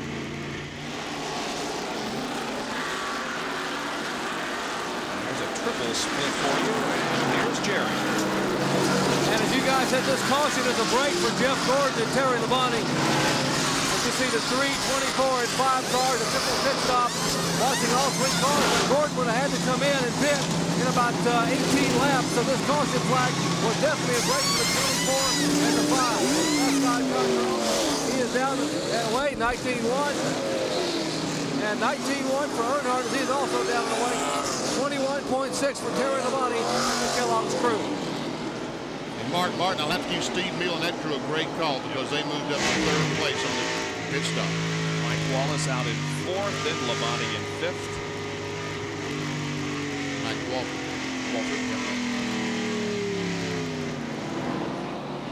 So we have completed 206 laps now, and we are under caution. Here's John Kernan. As you see Joe Nemechek's crew working on the car, you can see a little bit of that contact that he had out there earlier. And I'm not sure if maybe the overflow hose might have been snapped, but or it could have actually been the filler hose might have a leak in it, because when they went to fill up the car, you can see all of that fuel right there on pit road, and it's still leaking out of that, out of the trunk area. So we'll have to check this out, see exactly what the problem is. But Nemechek right now, sitting in his car, they're sitting here on pit road with another problem for them. That, of course, was a result of the contact that Nemechek and Ricky Rudd had quite a few laps ago. Exactly. Ted Musgrave, we understand, had a problem exiting the pits. Let's take a look at it in replay. Finishing up here on the left side. Jack goes down. It moves out. Oh, yeah, that tire came out. I don't think it did any damage. It looks like it hit the side of about the door. So under caution once again, we get set for the restart with Dale Earnhardt up front, followed by Jeff Gordon and Mark Martin. ESPN Speed World from Bristol International Raceway in Tennessee is being brought to you by Pennzoil, the motor oil that works like liquid ball bearings. Taco Bell, tacos, burritos, nachos, and a whole lot more. And by Allied Signals Fram filters, you can pay a little now or a lot later.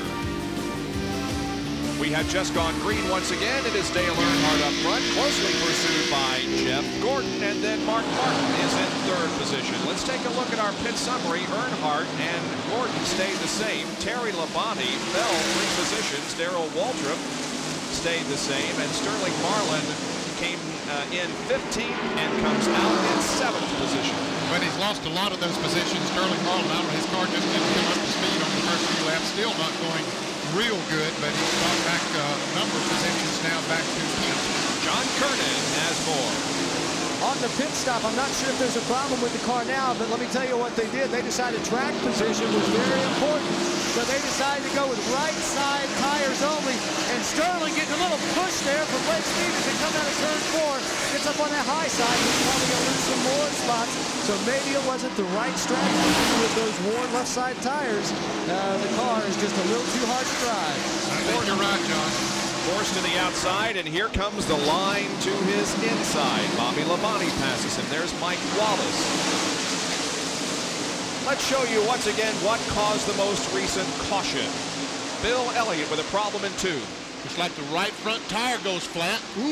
As he came off the corner, and we can see that he almost flipped over in the McDonald's Ford, and Rusty Wallace is going to come in here someplace.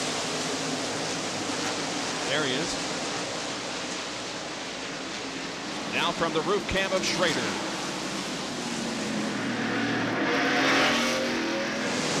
Garrett went on the inside, Schrader went on the outside. Both of them got by okay. Boy, he climbed that wall pretty good, didn't he? He really did. Wow. You see the Earnhardt is driven away from Jeff Gordon by about 10 car lengths.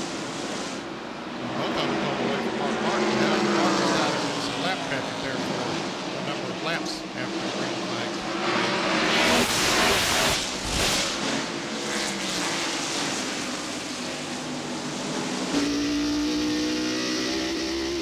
Dale Earnhardt last won this race in 1988. Mark Martin is in 3rd position.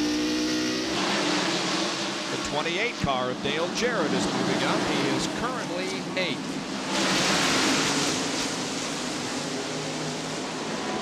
Right by, there we see Darrell Waltrip and Terry Labonte. Darrell Waltrip, his crew must have had a fabulous pit stop. He gained a couple of spots as Labonte's trying to get that spot back. And that is for 4th. And he will take 4th place. Darrell back to 5th place. Now Darrell can look in his rearview mirror and see his little brother. Now here's an AutoZone off track time, and you can see there why Marlin picked up so many positions. Total off-track time was 35.1 for Terry Labonte. Sterling Marlin, however, his total was only 26.8. But it did work for Sterling Marlin because he has worked his way all the way back to the 24th position. Yep.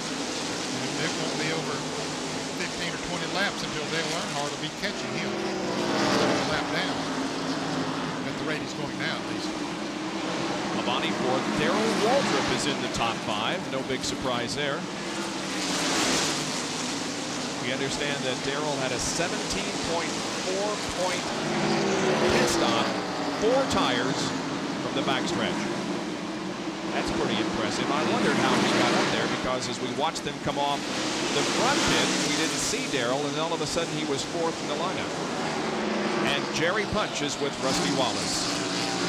Well, the man who won here a year ago is out of his car, and Rusty, the evening got sort of wild before it even got started. Yeah. It just wasn't my night, I don't guess. I started off with a spin coming off the turn 4 between me and Earnhardt. Got the lap back, got going, and the towing got knocked out. We got it readjusted. Then a 94 car crashed coming off of turn 2 there. And when that happened, the 8 car couldn't get slowed down. We saw it. I got slowed down. He didn't see it, and it wasn't his fault. Just one of those racing deals. How bad is the car hurt? Can you get back in? Well, it tore all the steering linkage up, but the frame's not bent or anything, so we're going to try to get some laps and try to get some points. Well, he just manages to keep a good attitude. The guys behind us, meanwhile, are using a torch to try to rebuild the front of the car while Rusty stands here and watches him wait. And we're watching the Waltrips on the racetrack right now. Darrell closely pursued by Michael. Darrell is in 5th place, and Michael 6th. There's the leader. Earnhardt still pulling away from Jeff Gordon. His average finish in the Goody's 500 is 6th, and that is the best among the active drivers. As I said, he has won 8 times, most recently in this race, 1988. Been quite a night for Dale Earnhardt. Meanwhile, Jeff Gordon is in 2nd position. And Earnhardt is coming up on a whole bunch of traffic. We can see also, we talked about Sterling Marlin falling back in the Kodak Film Chevrolet, the orange car, yellow car. Jimmy Spencer, the Smoking Joe car, also, who was running up front in the top 5, has fallen back. He's currently in a 23rd spot. He made a couple of pit stops on that caution, Benny. He came out of the pits good in about 10th or 11th place, and then the next lap he came back into the pits. I'm talking about Jimmy Spencer. So that gave him bad track position.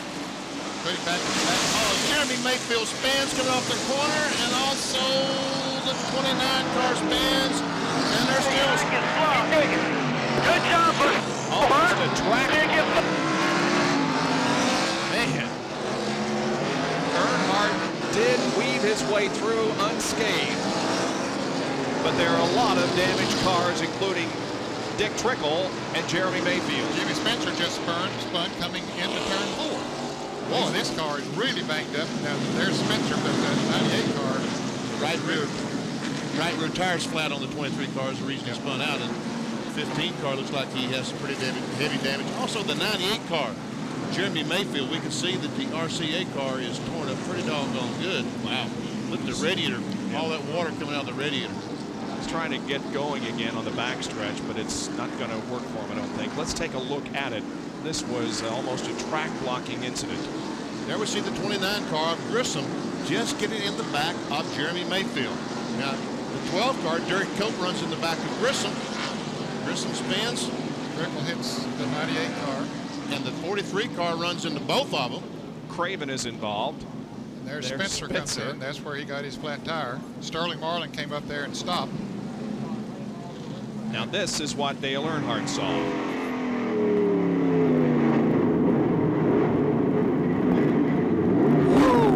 I didn't think there was that much room over there. Man, that looked like there's room there. You know, he almost got nailed by Morgan Shepherd, didn't he? And Morgan was trying his best to get a lap back. Earnhardt just passed him the lap before. Jeff Gordon had a tough time weaving his way through, but did. Jeremy Mayfield, however, took the brunt of that incident, and he is out of the car okay. But it does bring about another caution here at Bristol. The 8 car of Jeff Burton is also in turn number 2 momentarily stopped. Now he gets going again.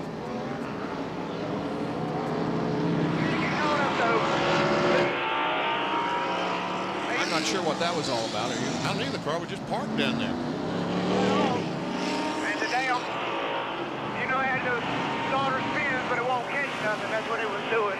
I finally jammed in reverse and let it roll back in it, and then it's okay. So he cut off. Yep.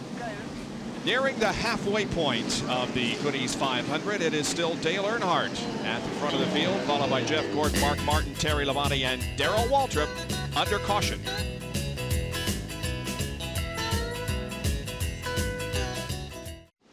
There's some nice folks. Bill Weber is with Jeremy Mayfield. Well, we talked about it being a fast and violent track. You had a fast car with a violent finish, but a great run. I know you're disappointed, but tomorrow morning you'll remember how good you were.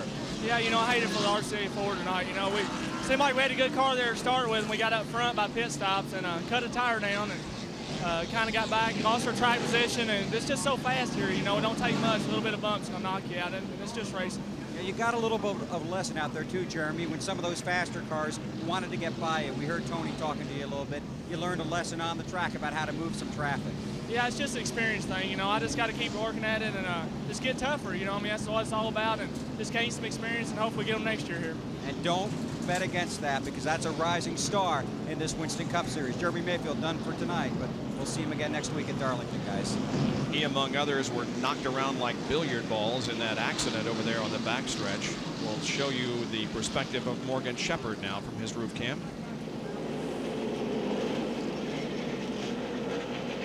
Wow. Just threaded that needle and drove right on through there, didn't he?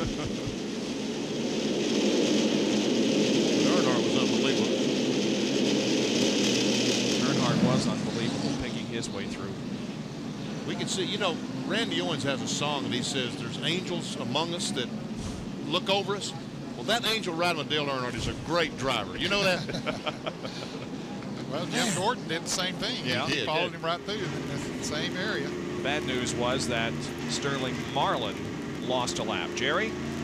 Guys, after Earnhardt had a disappointing 35th place finish in Michigan last week, he wanted to pick the spirits of the guys up and let them know that luck was still on their side. So on Monday, he took a live possum to the Richard Childress shop and turned it loose to everyone's surprise, and the guys started laughing and chuckling as this possum danced around between all the cars. And one of the crew members said, "Hey, now how are we going to catch this rascal?" Earnhardt said, "Hey, no problem at all." He walked right up to the possum and picked it up by the tail and carried it out. He said, "Hey, you've heard of good luck horseshoes? We've got a good luck possum." Good story. Well, let's see what that lucky possum did for him as we take a look at his perspective. There just isn't room. Watch this. Man, but there was room. That's amazing. Just enough room for the car to go through, and Earnhardt found it. Like I said, that angel was a heck of a driver. Earnhardt, Gordon, and Martin, top three in the points. No, Sterling Marlin isn't either, is he? Terry Labonte, Walter, the Walter boys, 5th and 6th. Jerry Cole back in 15th spot. Lake Speed started 36th up to 14th. John Kernan has a report on Sterling Marlin. Well, remember last time Sterling came in the makeup track position. They took on right side tires only, went back out, went straight to the back. Now he's a lap down. They came in under this caution, changed 4 tires. They found out, guys, the left front tire was completely worn out on Marlin's car. And as we indicated, he is a lap down now, lining up to the inside. Now he has fresher tires than does Earnhardt, Jeff Gordon, so maybe Sterling can get that lap back. And the reason he lost a lap, he stopped over there in the crash. And he was not far. I mentioned that he was not far in front of Earnhardt. Earnhardt was coming up on him at a pretty good pace. But he did stop for that crash, and that way Earnhardt get by, put him a lap down. Okay, we're ready to go racing again, guys. Green comes out on lap 245. We were cautioned for 10 laps. That 31 car is Greg Sachs and Jimmy Spencer smoking. Oh, and he has contact with Greg Sachs. He sends him into the wall, and Spencer also crashes, and so do a lot of others. And Mark Martin, the pole sitter, goes around it about 2 times.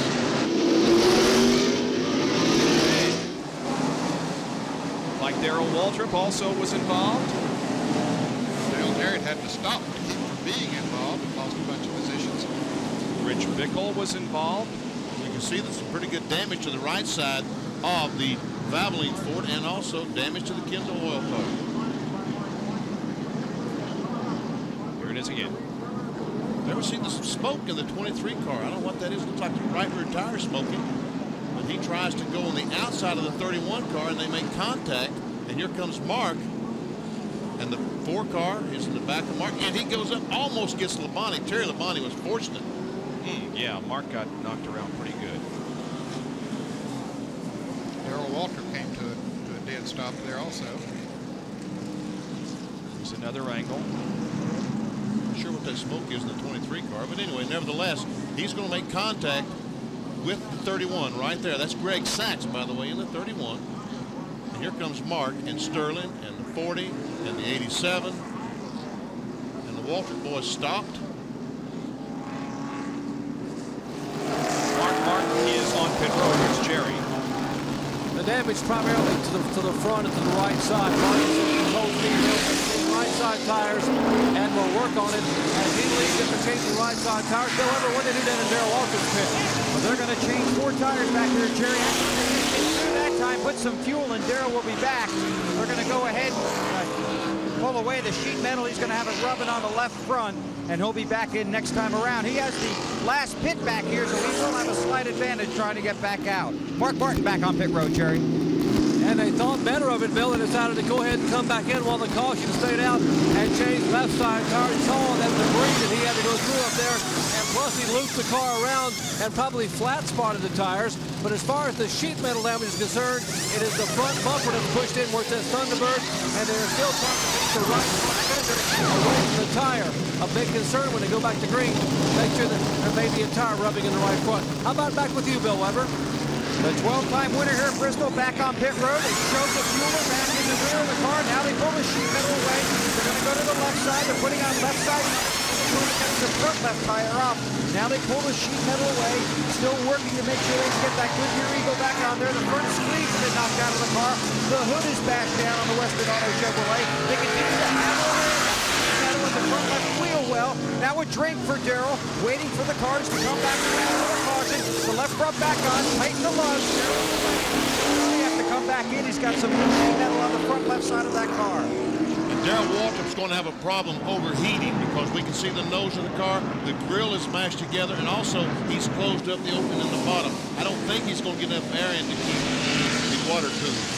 He has never dropped out of a race here at Bristol for anything other than engine problems, never for a crash. Here's the look from Mark Martin's car. Well, that hole just closed up on him, and it closed up for a lot of people back there. So now we understand how Darrell Waltrip's nose got beat up. 1 lap to green. And in 1 lap, we'll have run exactly halfway. So this race will be official very soon. John? Yes, Dale Jarrett pitted that time for 4 tires, no damage to the car. They just were pretty far back after that and wanted to go ahead and take on fresh tires. But more importantly, in another couple of laps, Larry McReynolds' wife is going to call all those hotel rooms. Remember back during our rain-filled show? That's right. Larry had to guarantee those. Told his wife, said, as soon as we hit lap 251, call those hotel rooms and cancel the reservations. Once again, let's take a look at Morgan Shepherd going through this crash.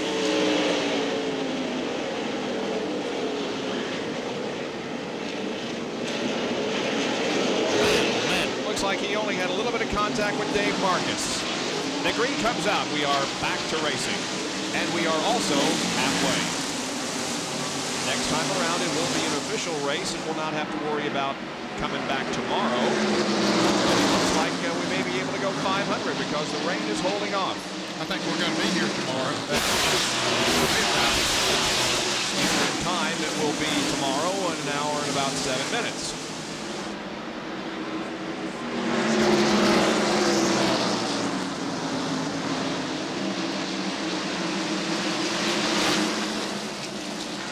Sterling Marlin there is second in line, but he's a lap down. Who was that person? Yeah, he got very sideways. John Andretti and Jimmy Spencer have contact. Now Andretti and Michael Wallace are pounding on each other. In the 87 car of Nemechek.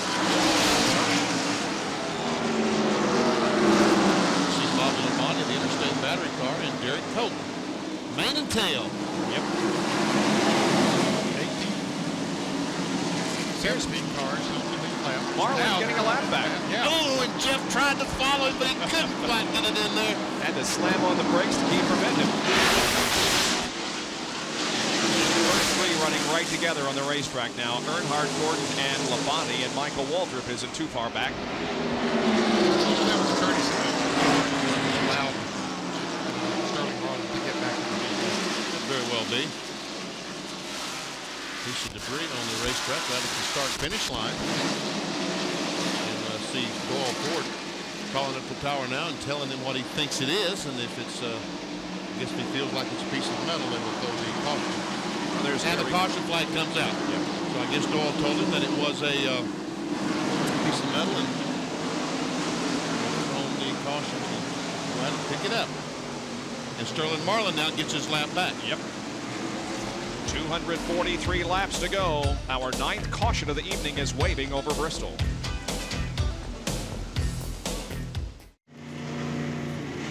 Back Back at Bristol, where pit road is now open, here comes Earnhardt, Gordon, Labonte, Michael Waltrip, and Ted Musgrave in for their pit stops. Also Jeff Bodine in. He's down by the Union 76 ball. Jerry punches an Earnhardt pit. And they opted to come in and go ahead and change for tires. You saw him as Gordon is out, and so is Terry Labonte. Here goes Labonte. He's the first out, then Gordon, and then Michael Waltrip. But they're going ahead and change all 4 tires and clean the windshield. Now the Goodwin Chevy is down and away. I guess they figured as good as that car was when he came back to the front earlier here that would have a whole lot to lose. There's Bobby Labonte in the pits.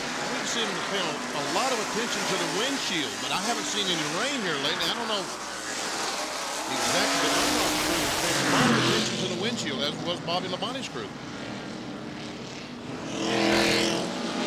By the way, for those of you tuning in for Sports Center, we are going to go well over our expected off time because we are just past the halfway point of this race that was delayed by rain.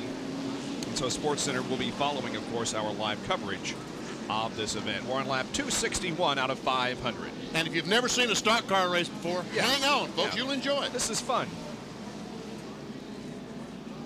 Here is Earnhardt's pit stop. David Smith puts a jack on the car. Andy Petrie changing that right front tire. Oh! He tried to jump the tire and almost fell. Jerry?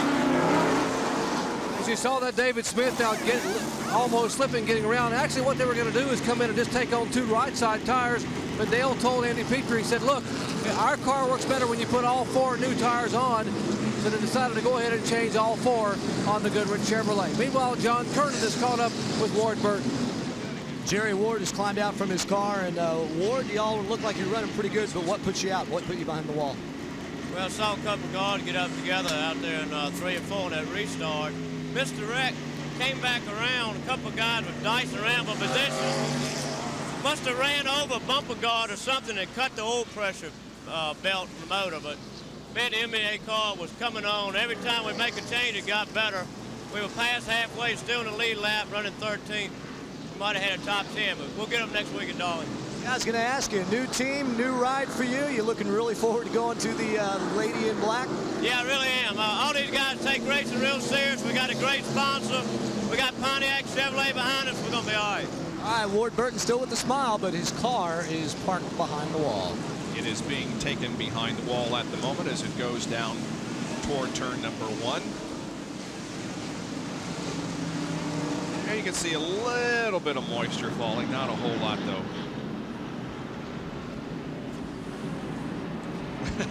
Well, this is Bristol, isn't it? Missing the rear bumper. Yeah. And we're going to have some green flag racing here in just a little bit. Yeah, I don't know if we mentioned it or not, but Rusty Wallace is back up there too. There's some more of those cars. There's Jeremy Mayfield back out there. Now that really looks like a modified. Yeah, it does. Anything for points. Here's Derek Cope is the leader of the race. And this is the first time that he has ever led here at this facility. He is in his 16th race. Joe Nemechek is third in line at Lake Speed. And Lake Speed is actually second in the serial scoring. Derek Cope had a good qualifying run. Qualified about 10. I believe 12th place in there. Matter of fact, that race car, maybe not that particular one, but that team held the track record. That's the record here.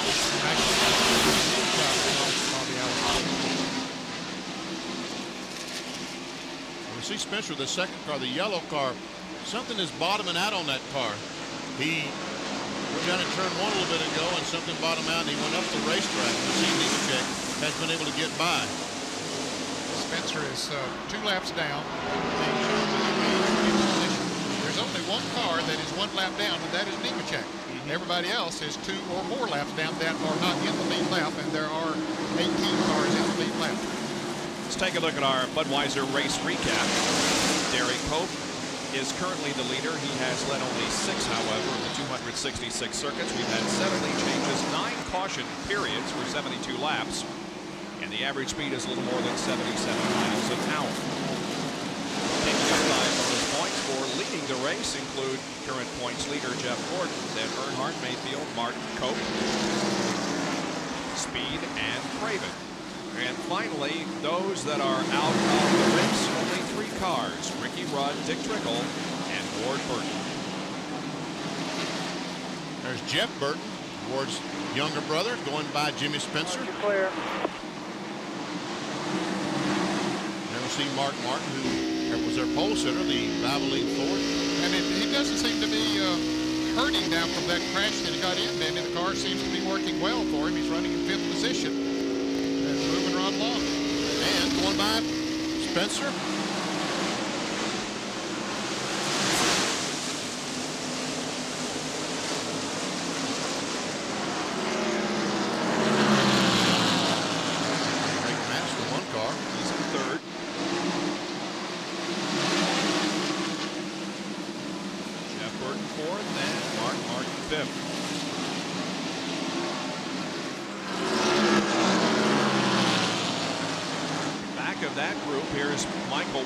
Jeff Bodine and Bobby Labonte. 12th, 13th, and 14th.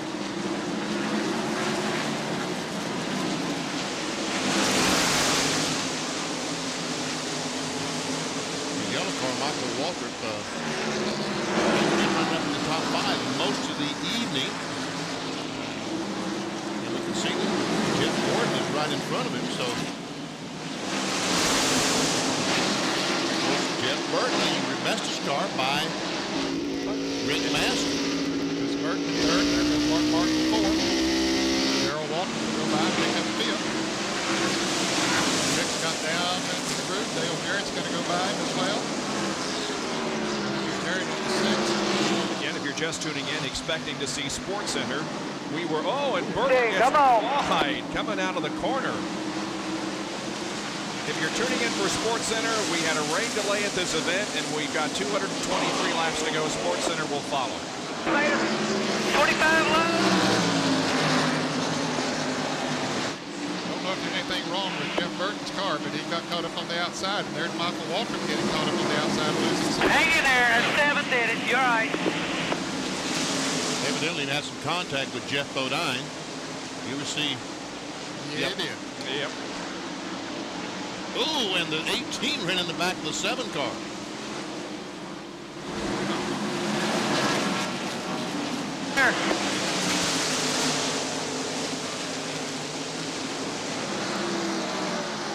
There's Rusty Wallace, who is 47 laps down in 33rd after 2 incidents with the wall.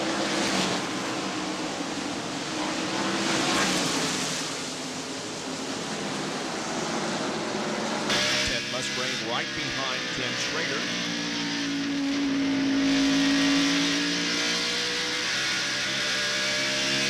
Cope is widening his lead. Got himself a good lead out there over Lake Speed. San Jose's on the window net of the 25 car. That's to get air in the car to go in the helmet. It's for fresh air to go in the car for the driver.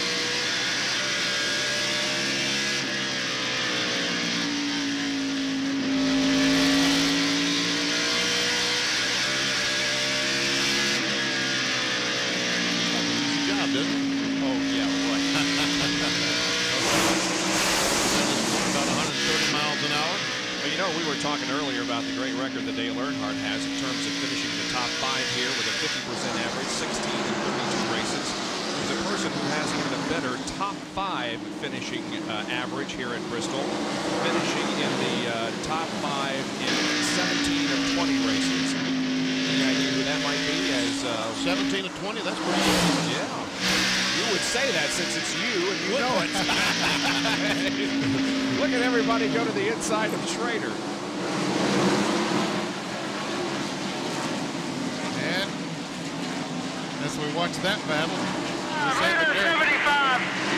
Derek Cope was pulled away. Well, now Lake Speed is beginning to move in a little bit on the straight era products number 12 Ford. You mentioned this is the first time that he has ever led at Bristol. It's only the second time that he has led all year. We're talking about Cope. He did lead 2 laps at Richmond. But Lake Speed is closing in here. And so is Mark Martin, a pole sitter. Yep. Darrell Waltrip is still hanging in there. He's in 4th place. Don't count him out of this thing by any means. Believe me, I did not.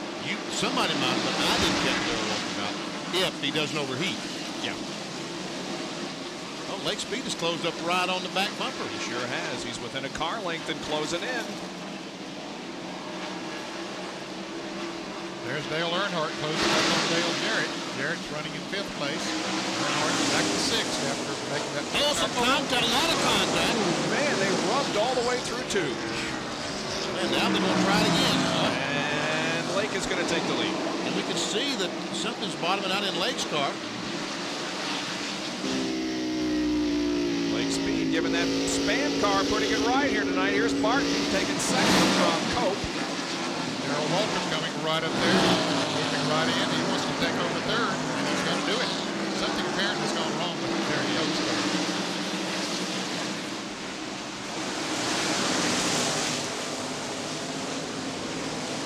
There is Dale Earnhardt breathing down Dale Jarrett's neck. They're 5th and 6th.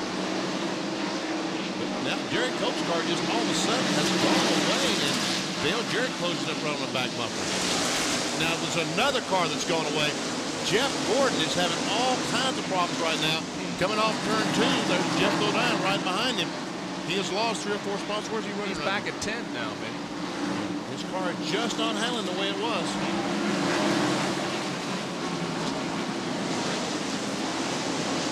Now Mark Martin closes in on the leader. And our pole sitter is still in the hunt here. We have a report that maybe Jeff Gordon might have on 2 tires on that pit stop. So that could be. Looks like the 4 tires is the way to go tonight. John, what's the story? Yes, I just talked to Ray Evernham. They took on over right side tires, and Jeff is complaining that the car is very, very loose. Yeah. Earnhardt got around Jarrett. Moves Earnhardt into 5th. Closing in on 4th place Cope. They're the top 3. Lake Speed, the blue number 9. Mark Martin, the number 6 car, and Darrell Waltrip in 17, the Western Auto Chevrolet. Fords and a Chevrolet. Boy, what does Spam Burger taste good about that, huh?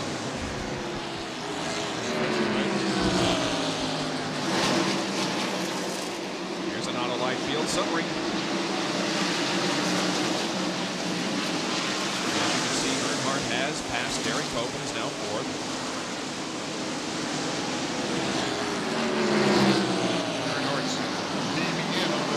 Right there, too. There he comes into the picture.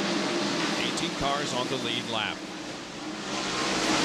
Derek Cope's 12th car, the main and tail car that led just a moment ago, has reported to his crew that his automobile all of a sudden is very, very tight. Here's Jeff trying to move up 1 position on the 23 car. And he's about to lose his spot to Bodine. That is not 4 positions since Jimmy is a couple laps down. Jeff's on the lead lap, so is Jeff Bodine. Look at this. Look at this. Darrell's on the outside. Earnhardt's on the inside. Both trying to get around Mark Martin. And Mark lets Darrell go, lets Earnhardt go. Wow. Martin fell from 2nd to 4th there. Darrell Waltrip passing Mark, trying to pass him on the outside. That's like Darrell Waltrip. He's got fire in his eyes. He's about to lose 2nd place here.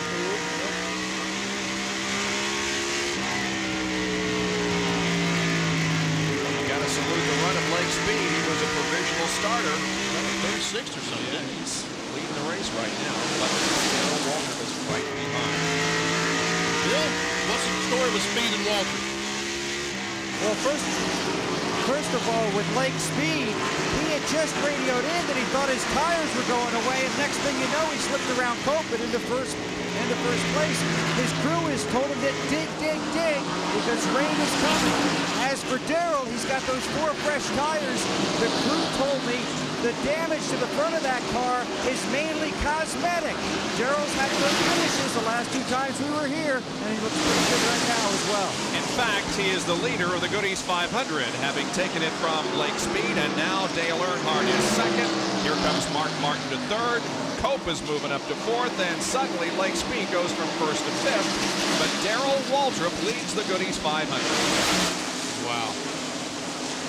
Well, I mean, that's not, shouldn't be a shock, should it? No, not at all. Not at all. Nobody drives this racetrack better than he does. There is Sterling Marlin. He is a lap down. No, he's in 8th position. Yeah, he was a lap down, but remember he got his lap down, and this car's on the move. Now Earnhardt going for the lead in turn 3. Oh, and he's going to get it.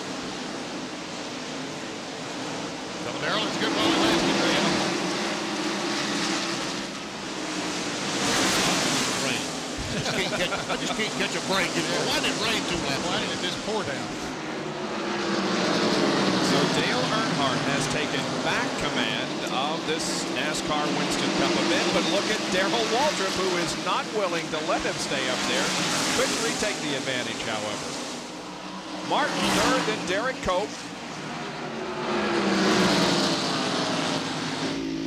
And Lake Speed running in 5th position. 309 circuits completed. Back with more in a moment.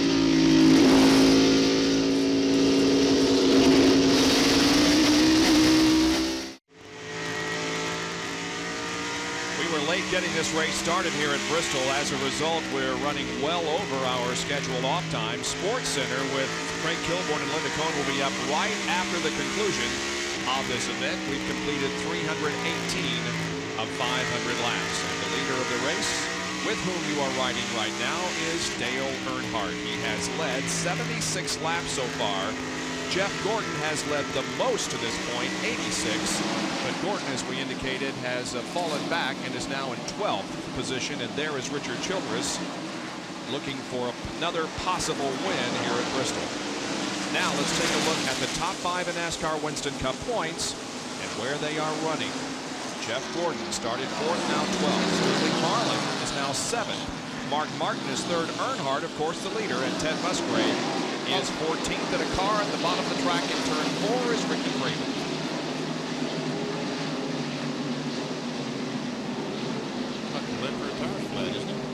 Yeah, it looks like it has been, and this might be a break for Terry Labonte. He had just got passed by about 3 cars on the last lap. Sterling Marlin went by him, and so did Dale Jarrett and Jeff Bodine. So what the situation is for Kellogg's car. Also, Jeff Gordon, break for him because here all the leaders come down pit road. Yep. You have to dodge that car sitting up there.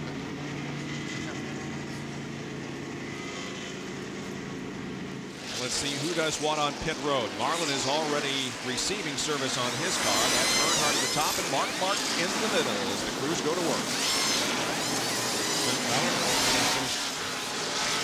Here's Jerry. And they will change 4 tires on the Goodrich 10. Remember, last time the 5 car Labonte had Gordon only changed right side tires, and that's what showed up. The 4 car is out. Here comes Marlin. Here comes 28 Jarrett. And Mark Martin will beat Dale Earnhardt. Let's go to the back pits and Bill Weber. Darrell Waltrip is in. They cranked the ground of wedge in. His car was loose. It's 4 tires. The fuel window is about 175 laps. We're on 323 now. Darrell's away.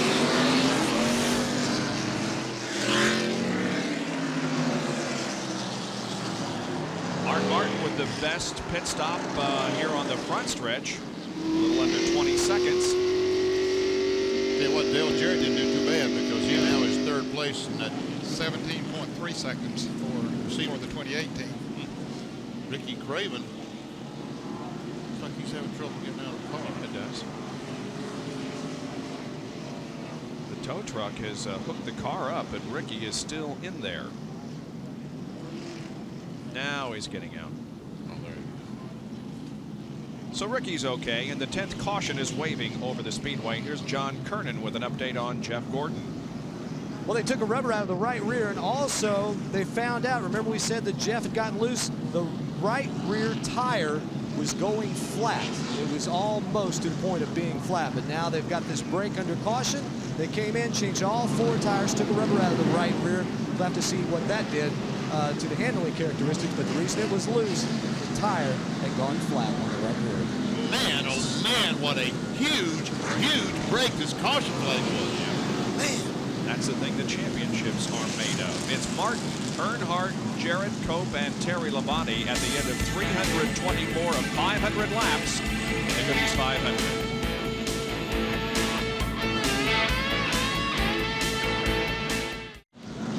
And Mark Martin comes back into the pits, Jerry. And apparently they thought they might have a tire going down on the right side. They're also going to take a look and make sure they don't have a tire rubbing.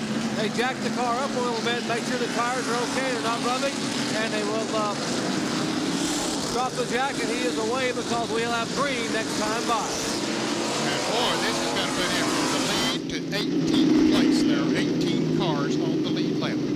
Tough break for Mark Martin. That really was a tough break. I thought I was going to say we was going to see who had the best car, Mark Martin or Dale Earnhardt. Martin, remember, qualified on the pole. Earnhardt back in 7th spot, but Earnhardt seems to have adjusted his car, and it's pretty doggone good right now. And it was interesting to see if he and Mark Martin, what kind of race is going to happen now.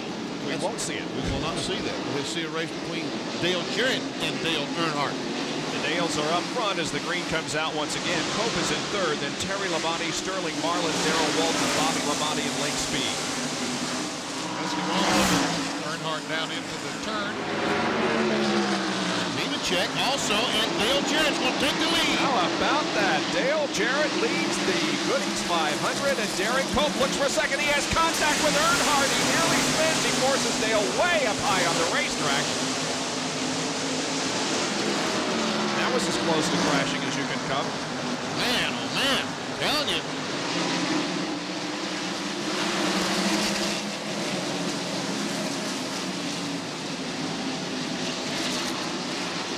Meanwhile, there's Rusty Wallace and Joe Nemechek. Both those cars laps down, and there's the leader of the race in 28, Dale Jarrett.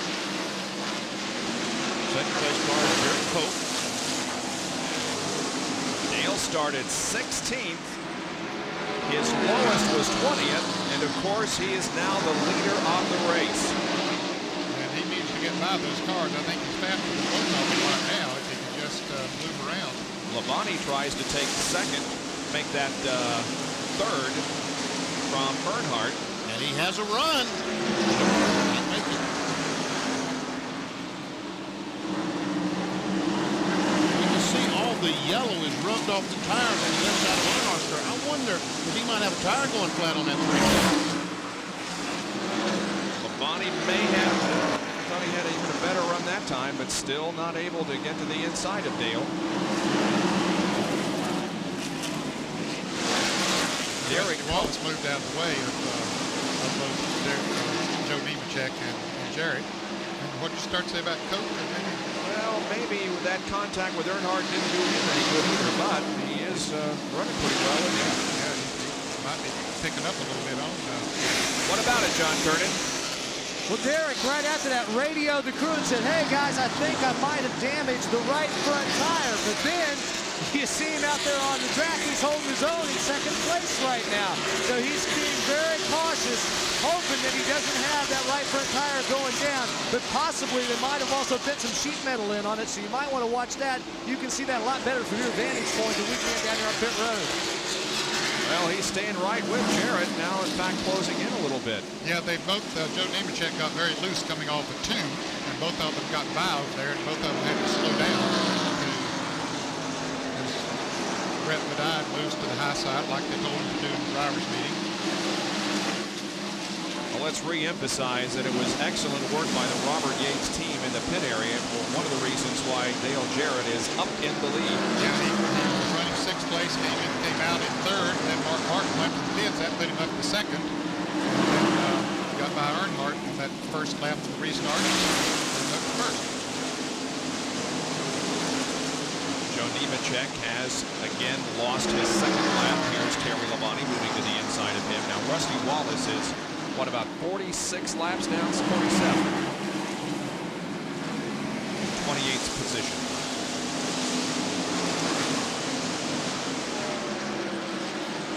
Here's some side-by-side activity in the back. Marlin, Musgrave, Michael Waltrip.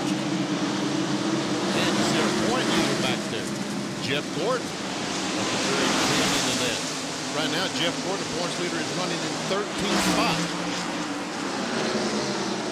There's Jeff. Just behind.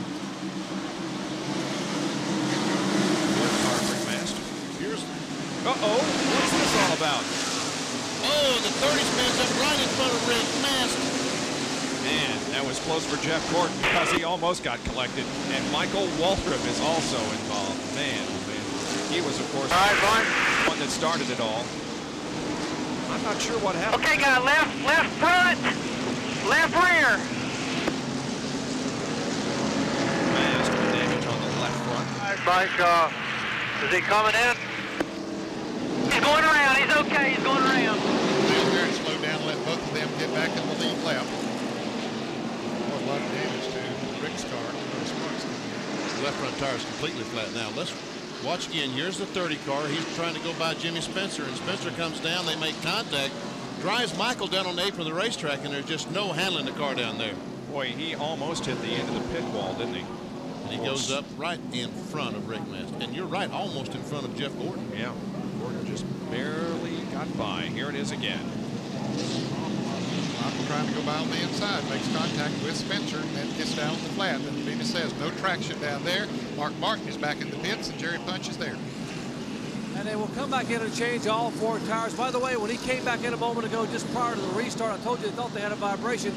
They're making a chassis adjustment in the right rear. The concern was the right rear tire changer didn't think he had gotten on the lug nuts. He thought some of the lug nuts had fallen off and wasn't sure how many he did have tight. So rather than take a chance, rather than safe than sorry, they brought him back in and checked the right side tire. They've now changed all 4 tires.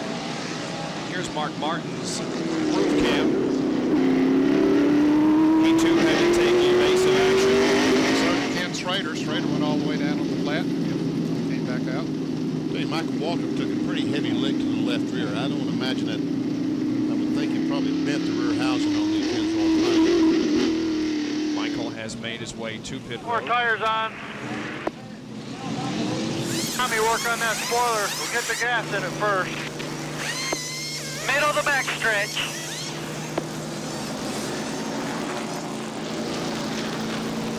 Get the 4 tires on and then we'll come back. Middle of 3 and 4. Further from pace car. All right, just pull it out there a little bit. All right, let it down. Let it down.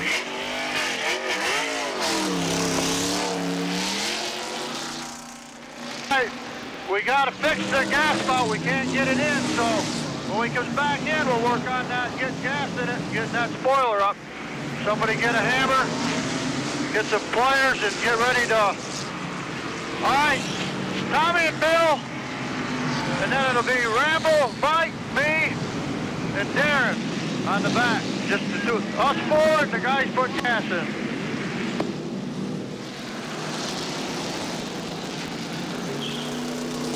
Trying to be sure they didn't have too many men over. Going into 3. We stayed on the lead lap, y'all. Let's keep that up. Make sure we get out of here. Middle of 3 and...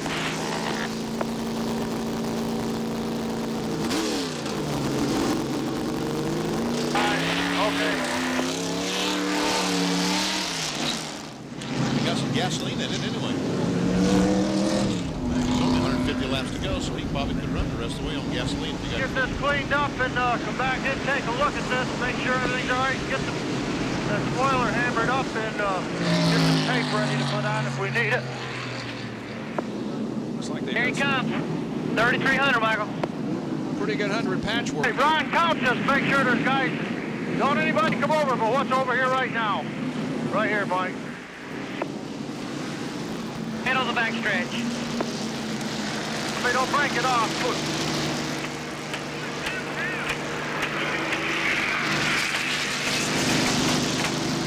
All right. All right. All right. So 3 and 4.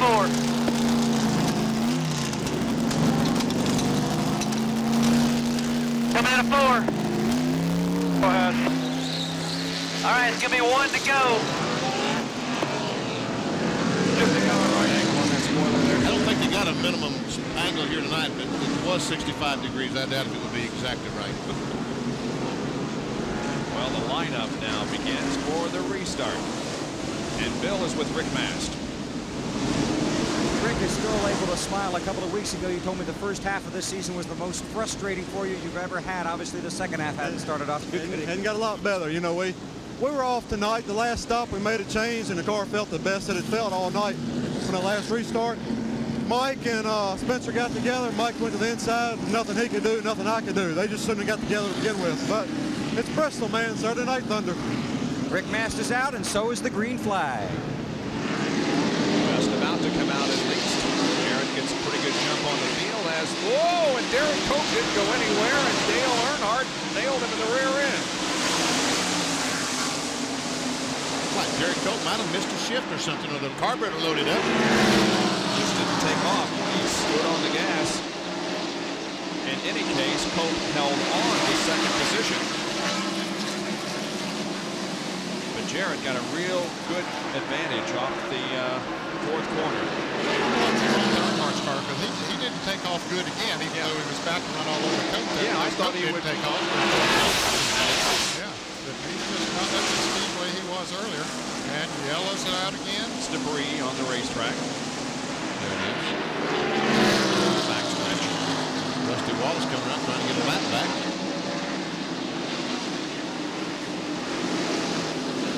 Let's take a look at that restart again from Nailed him pretty good. John Kernan. Derek did just a few moments ago radio his crew, Jimmy Finnick, his crew chief, and say, I missed a shift. I might have over-revved the motor, and I might have damaged the motor. So they will probably be coming down pit road this time by to check some things out. At least, well, now he is not coming down pit road. He couldn't have anyway because Morgan Chepper was on his inside. Well, the front end of the 3 car is damaged pretty well. We'll see Derek Cope miss that shift. Watch, you see the bubbles? That's when he missed the shift. Yep. Although you only got one, you got a pretty good eye there, Pete. Jarrett Cope, Earnhardt, Terry Labonte, and Darrell Waltrip, the top 5 here in Bristol. We'll be right back.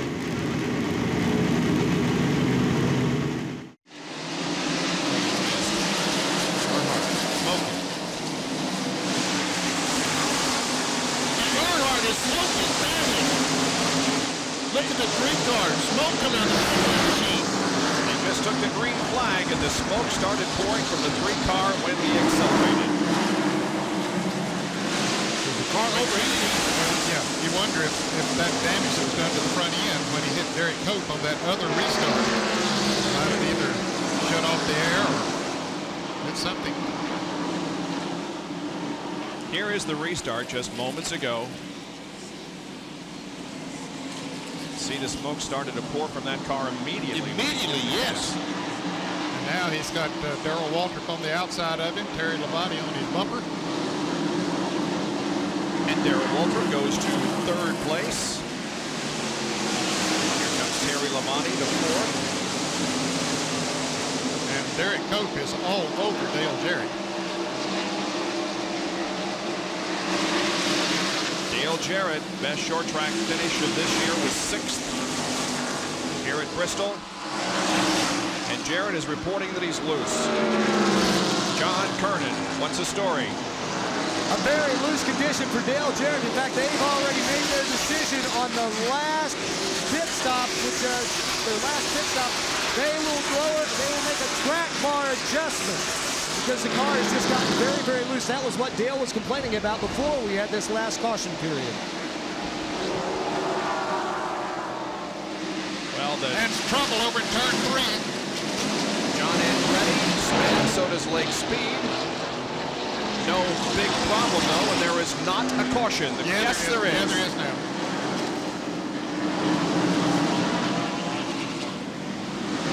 Well, maybe Dale Jarrett can get in and get his rear panel bar adjusted now.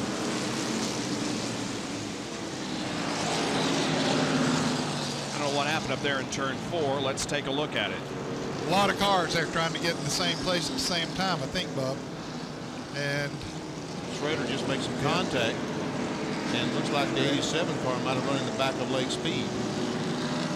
Derek Cope is pitting. John, he's to you. It'll be a 4-tire change for Derek Cope. They go to work on the right side. This will take them all the way to the finish, 137 laps. We thought Dale Jarrett might pit, but they may wait a little bit longer. Cope's crew come around to the left side. Tires being yanked off. Not a lot of room here. Jerry Punch and Dale Earnhardt finish Cope leads. Well, this caution was a break for Earnhardt. He was going to have to pit the next 3 or 4 laps. He just radioed to Cruz that I smell oil in the car, and I'm smelling oil back in the cockpit. And we saw the car getting heavier and heavier as far as the smoking is concerned. Have a number of people. They have taped the front of the car, and they're trying to keep them losing a lap. But I got to believe they'll come back in. They have different fittings on the car, and we'll go over and see if we can try to eavesdrop and see exactly what the damage was. While we have it, Richard, how bad is the car hurt? Richard talking to his driver, and he comes by. Talking to Dale Earnhardt, who wants to come back in and have the car look out once again. Well, Dale has had a dilemma of recent times in finishing 20th or worst only 4 times in 93, 4 times in 94. In the first 21 races of this year, he has finished 7 times below 20th. Jerry? As we expected, he has come back in, and they will change right side tires. Concerned about rubbing somewhat on the car.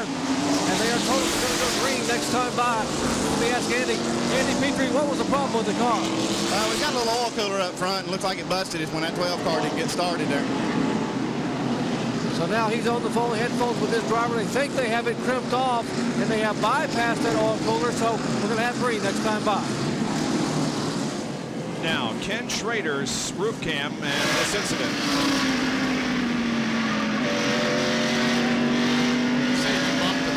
Car there.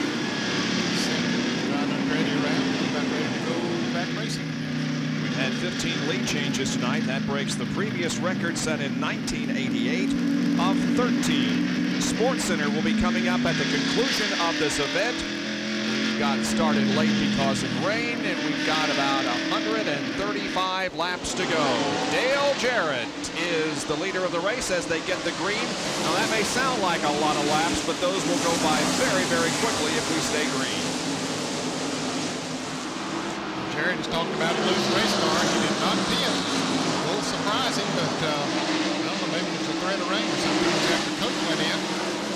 At that time, Cope was the only one in front of him, so maybe they figured he could outrun everybody else.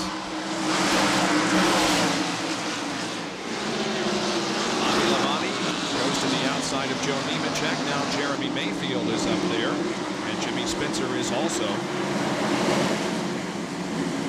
As Jarrett continues to hang on to the lead, Rusty Wall is there second behind Dale, but he is many laps now. Darrell Waltrip is second.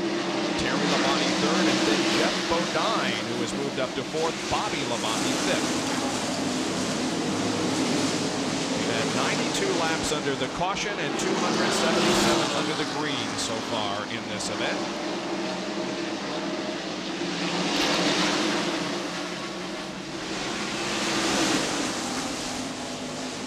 Jeff Gordon still has led the most laps, 86. He's back in 8th position. Dale Earnhardt has led 81. Mark Martin, 57. Jeremy Mayfield led 55. And Dale Jarrett has just led his 38th lap.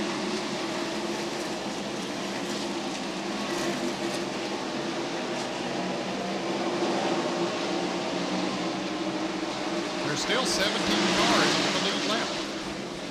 It's amazing with all the bang-ups we've had here tonight. And Schrader is in a whole bunch of traffic. That's Nemechek to his left. Derek Cope up ahead. Schrader running 11. Oh, and Spencer has crashed over in turn 4, and everybody's going to miss him. Everybody's going to miss him, and the caution flag waved once again.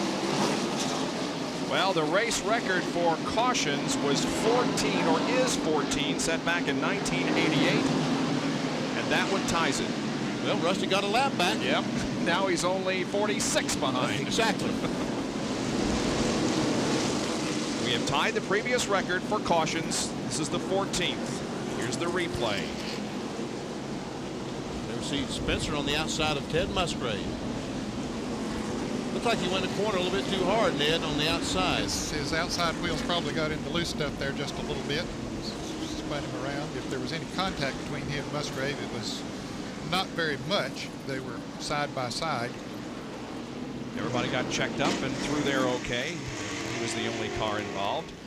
Sterling Marlin is on pit road. Dale Earnhardt also comes in, as does Michael Waltrip. Earnhardt is still on the lead lap. So is Michael. Yeah, so is Waltrip. Sterling Marlin is still on the lead lap. All three of those cars currently on pit road getting service. ESPN Speed World is live tonight at Bristol International Raceway in Tennessee for the running of the Goody's 500, the 22nd race of the 95 season out of 31. They're lining up for the restart, which we will get on lap number 379. Dale Jarrett continues to lead, followed by Darrell Waltrip, Terry Labonte, Jeff Bodine, and Bobby Labonte. Ted Musgrave is 6th, Jeff Gordon is 7th. Mark Martin back up to 8th now. Mike Wallace has stayed on the lead lap. Yeah, he's in 9th place, running good. Derek Cope back up to 10th after his pit stop on the last caution. Thank you, guys. We appreciate that. They're from Kalamazoo, Michigan. How about that? Talking to 5 or 6 fellows last night from Grand Rapids, Michigan. Yeah, up the road from Kalamazoo last night on Cleveland. Butch Miller country. Yep. Here's the green.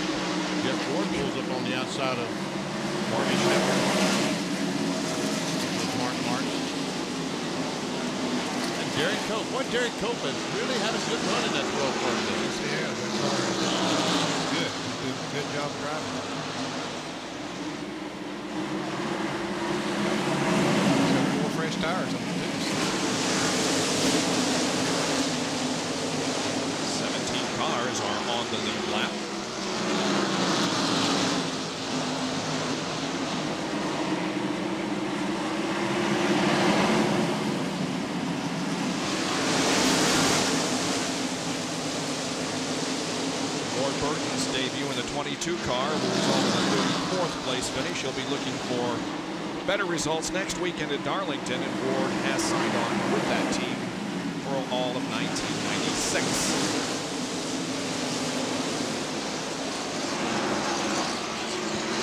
Here's Dale Earnhardt, Ken Schrader, Sterling Marlin, Michael Waltrip.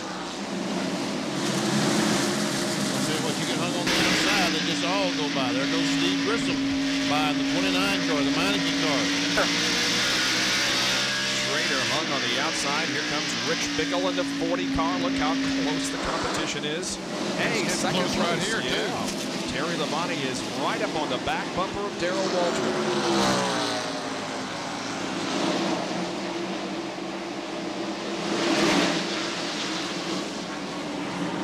Musgrave and Mark Martin looks like, and Mark Martin will take that spot away, and 24 car Jeff Gordon. Yeah. Musgrave lost a couple of positions there.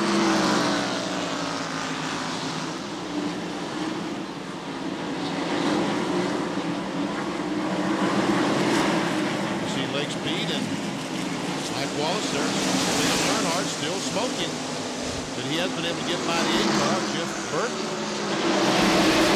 Taken second from Darrell Waltrip. Terry Labonte, that is. His brother is also in the top 5, and Lake Speed crashes, and Michael Waltrip just escapes being involved with the incident. And Lake is not going to be lapped. He gets the car in gear and drives away. Here comes the leader.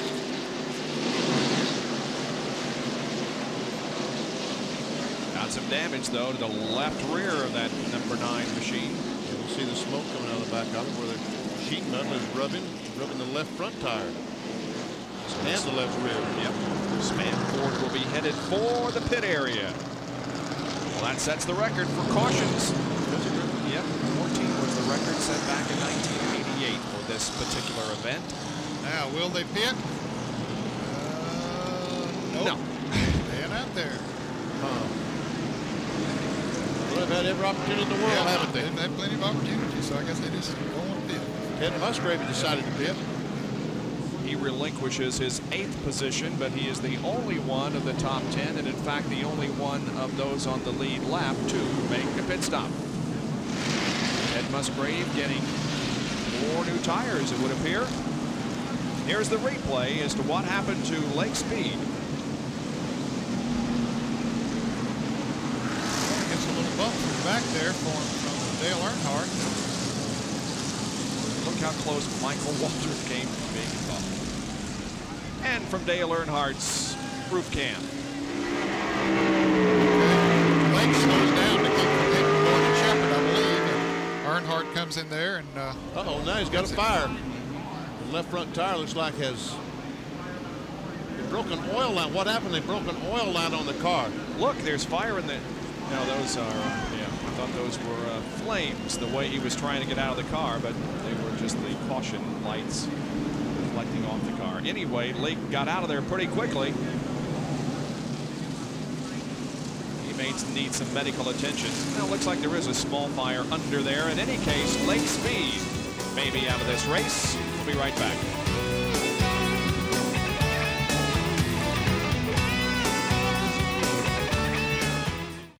Dale Earnhardt is back on pit road on this caution period.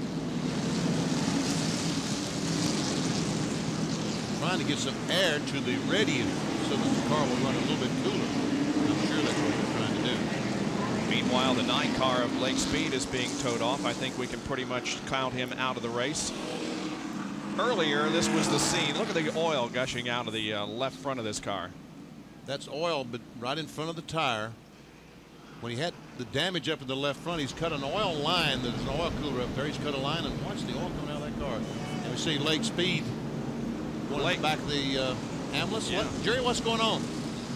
Well, we saw that oil come gushing out beneath the car. Apparently, that oil caught fire, and the fire actually bloomed inside the car, and Lake was inhaling all that smoke from the oil fire. Now, I went down there just a moment ago and talked to Lake, who was laying on the ground, and he has basically a smoke inhalation problem. They're going to load him in the ambulance and take him to the care center. I can also update you on Dale Earnhardt's car, Goodrich Chevrolet, which is back on pit road. Earnhardt's reporting that the oil temperature is over 280 degrees and rising. Remember, they had to cap off that oil cooler in the front that was ruptured in that incident with Derek Cope, so they're a little bit concerned about the oil temperature getting hotter and hotter. While we have a chance here, let's say hello to GC Spencer, former driver, former car owner who lives in this area. GC was in the hospital. He's home now, but GC, we certainly want to wish you the best. Hope everything goes well. And also say hello to Bobby Scruggs, former NASCAR official, Busch Grand National official. And Bobby was here yesterday, I believe, and it's good to see him. There's that oil that caught fire there. Man, oh man, that thing really. No wonder he stopped so suddenly down there and got out. No kidding. Blame him a bit. You know, and they're talking about Keith Sawyer, a young man who builds engines for transmissions and gears for Darrell Walter, is in the hospital. And Bowman Gray, I hear he's been transferred up to Winston-Salem to Bowman Gray. And I would think, Keith, you're in mighty good hands up there. Hope you're watching tonight. Hope to see you soon. Yeah, I hope he gets out of there real soon. They're using tape on these Goodrich Chevrolets. We are under our 14th caution of the evening, 15th make that. Let's take a break and come back in just a moment.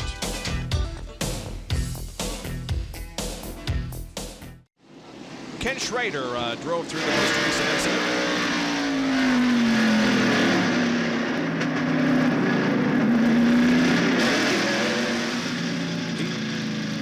And Jerry has an update on Dale Earnhardt. to correct something. What they did cap off was the valve spring cooler. The valve spring cooling system that goes in the valve spring.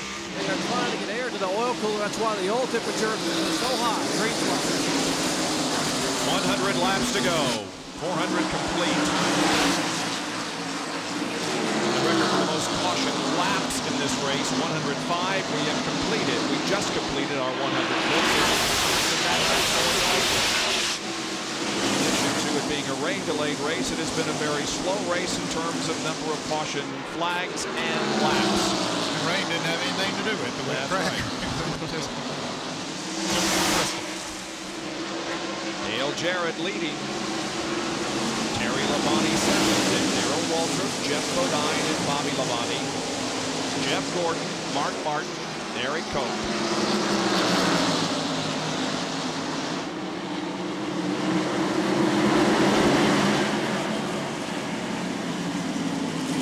Surprising that the leaders didn't stop on this last caution. They could certainly go the rest of the way, but maybe they want to try to get near the end of the race so they'd have fresh tires towards the end. Dale Jarrett has led 70 laps. His lowest during the race has been 20th. His best finish here in the Goody's 500 was in 1990, where he finished 7th. And Terry Labonte has moved up right on the back bumper of Dale Jarrett. Yeah, he's working on it. I think Terry has a faster car right now.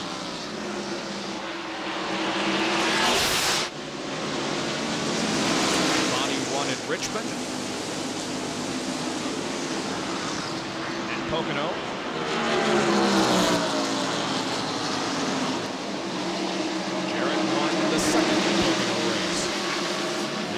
For the lead here in the closing laps at Bristol.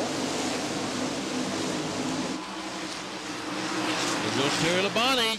He has a run, I thought.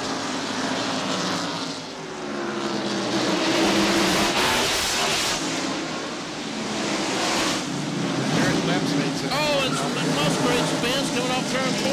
Turn it right now. Now put it in gear, go. No caution flag. Well, Benny guided him through that one. There is no caution.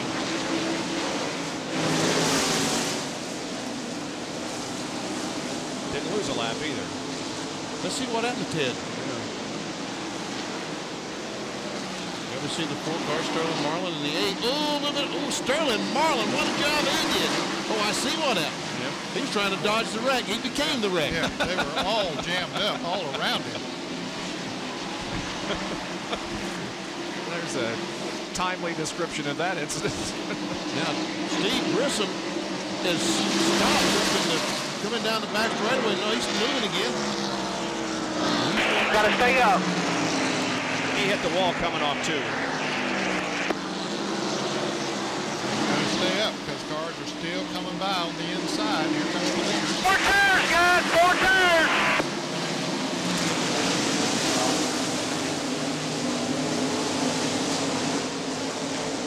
Turn left, quick! Man, it's hard to get down. That was his best opportunity. Yeah, what's he going to get down again? Meanwhile, this is still going on, the race for the lead. 28 car is Dale Jarrett, and the 5 is Terry Labonte. Now a minute past midnight Eastern time. We have run into Sunday morning here on this race that was supposed to have started at 7:30 Saturday night, but didn't because of rain. Steve Grissom finally did make it to the bottom of the racetrack and to the pits. And again, SportsCenter will be on immediately following this event. Linda Cohn and Craig Kilborn will have all the news from the sports world. Jarrett opens up a little bit of daylight. Well, when they lapped 37 of John Andretti, Jarrett got by before he got to the turn, and Labonte did not. And so that gave Dale a little bit of an advantage. Here's another field summary for you, sponsored by Auto Light. And Mike Wallace back in 9 started 27th.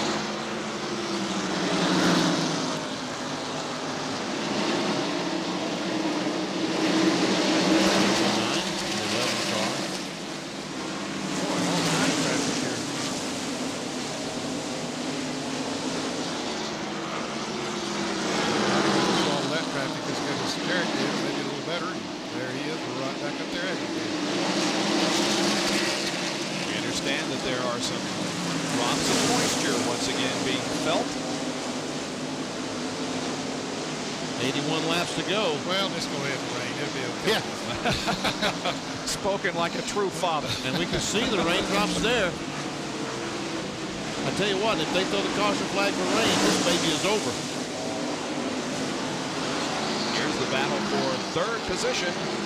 Darrell Waltrip and Jeff Bodine. Darrell in the 17, Jeff Bodine in the 7. Both these guys need a good run. Mike feels that rain, and he is working on Jarrett's back bumper. And Dale Jarrett has now led more laps than any other. He has led 88 so far. Jeff Gordon 86.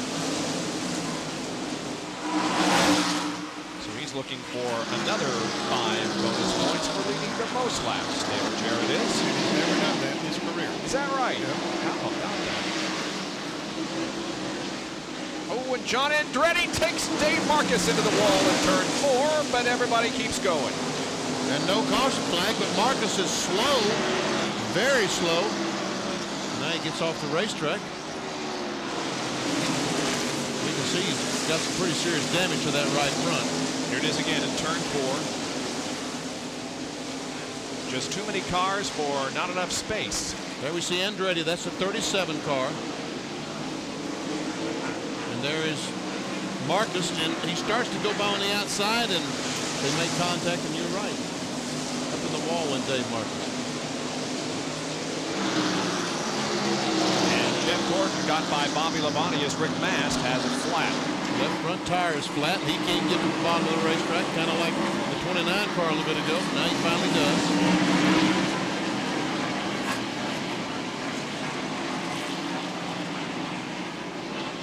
Now the leaders have caught Bill Elliott, and they're able to get by. 73 laps to go.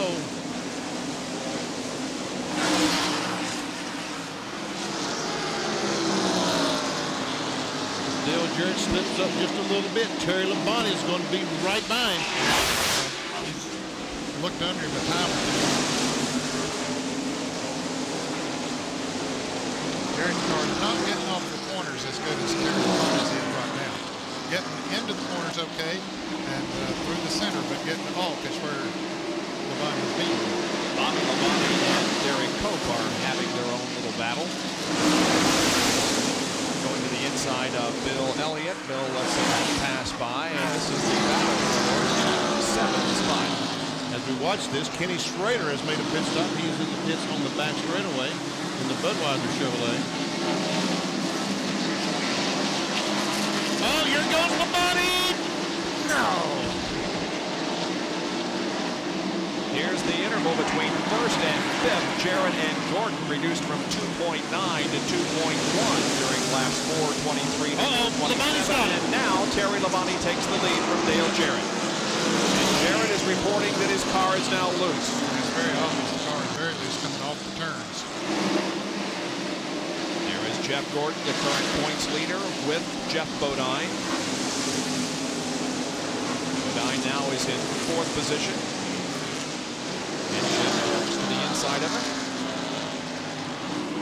By the way, this is the first time tonight that Terry Labonte has led the race. We have had 10 different leaders and 16 lead changes. Rusty Wallace, the Miller Genuine Draft Ford, who usually runs so well in these short tracks, has spun a couple of times tonight. One time had some pretty serious damage. Spent about 47, 48 laps repairing his car. That's why we were not talking about Rusty Wallace, because his car is running pretty well right now. He's been so many laps down. Terry Labonte is certainly turning his Goody's 500 performances around. Listen to these finishes in the last 3 Goody's 500s in 92 31st, 93 34th, and 94 33rd. Terry Labonte leads at the end of 4:35.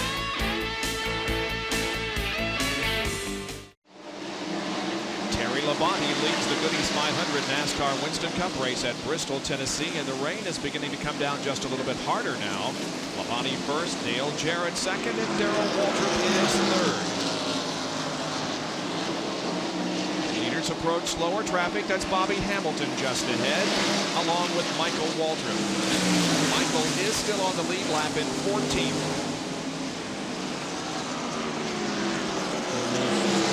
14 cars on the lead lap because Michael Waltrip will be the last car on the lead lap. Bobby Hamilton. Jerry thought he had a chance there.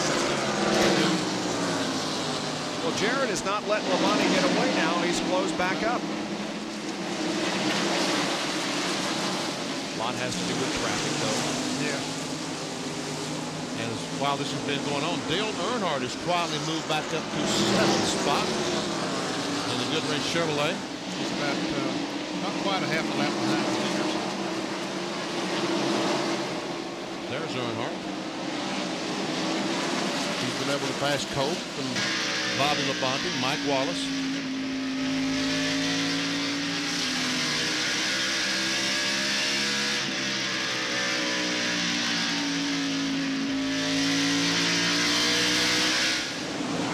The smoke has gone away anyway. Yep.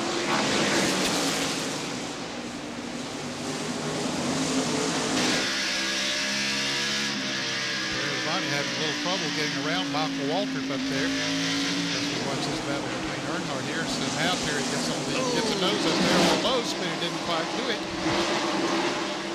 Slow car in the high groove coming into 4.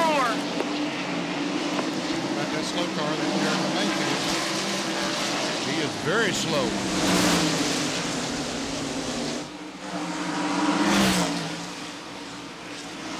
Meanwhile, Labonte's still trying to get by Michael Waltrip. Yep, he can. Put him a lap There's down. a hole. Low side.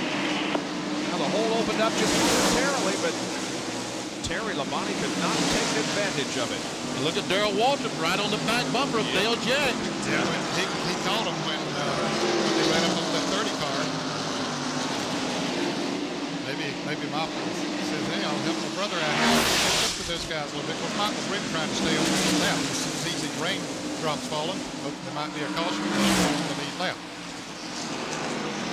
So it's a 3-car battle. Labonte, Jarrett, Darrell Waltrip now. Labonte has lapped Michael Waltrip. 28 behind him, too. 28 to 17 after the 17. That's Michael Waltrip's spotter. Darrell Waltrip is going in the corner and drifting a little bit higher than these fellas. He, you know, his style here has been to sort of diamond these turns, Vinny, and sort of go up and let it drift up a little bit and then come back down.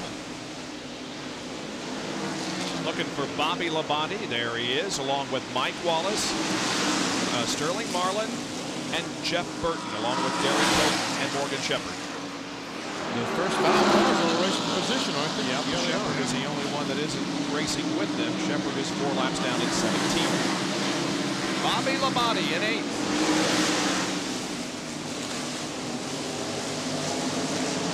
8th, 9th, 10th, 11th, and 12th.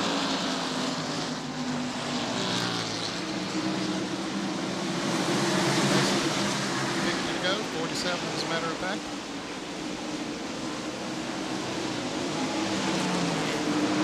Back to the leader. There he is, and he's opened up a little bit of advantage now on Dale Jarrett.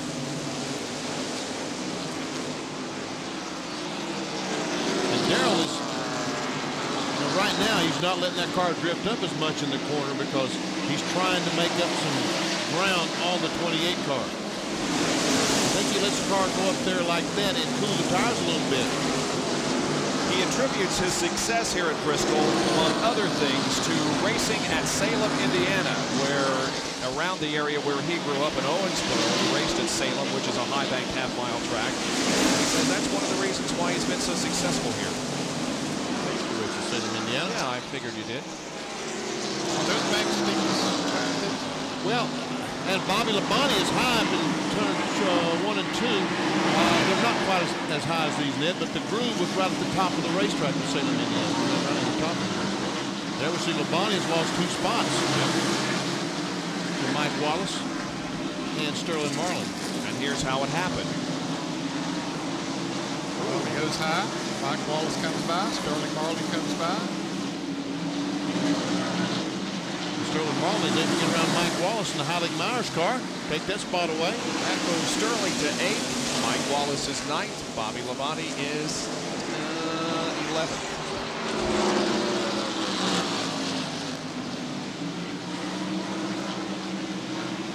Now then, Darrell Waltrip has fallen back from the 28 car of Dale Jarrett. There's our leader, Terry Labonte, the 5 car, the Kellogg's car.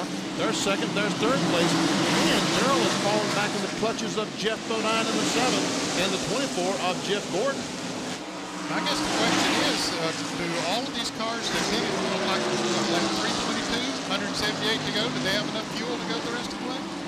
I guess they figured to do that. They know more about it than I do. So, because like we said earlier, all of them had plenty of opportunities to pit. Now we know Derek Cope, no problem with he or Sterling Marlin because they have pitted.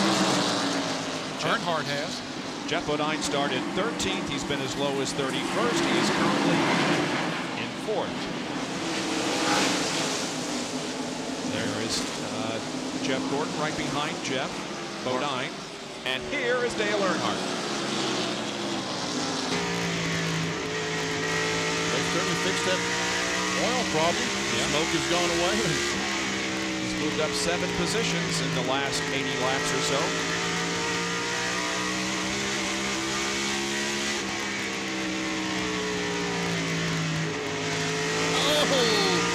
Dale Jarrett and Joe Nemechek got together off turn 4, and Nemechek almost won out. Yeah, Jarrett started to go on the inside, I think, and Nemechek was going to move down to give him room to go on the outside, and they got together a little bit.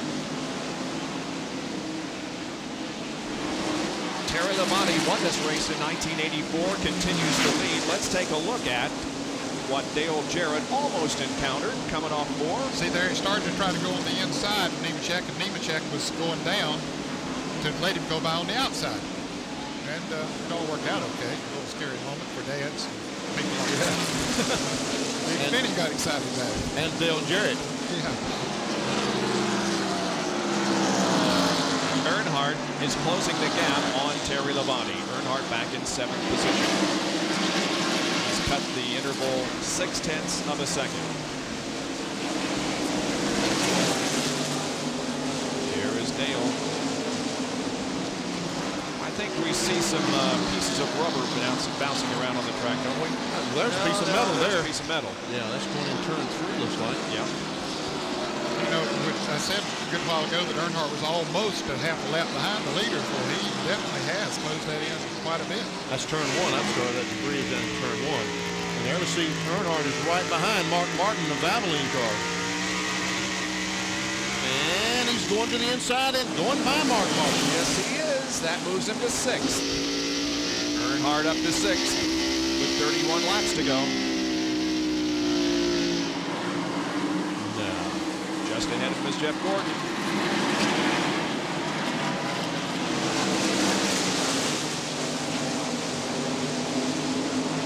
Just 30 laps to go in this 500 lap event here at Bristol International Raceway. We'll be back in just a moment.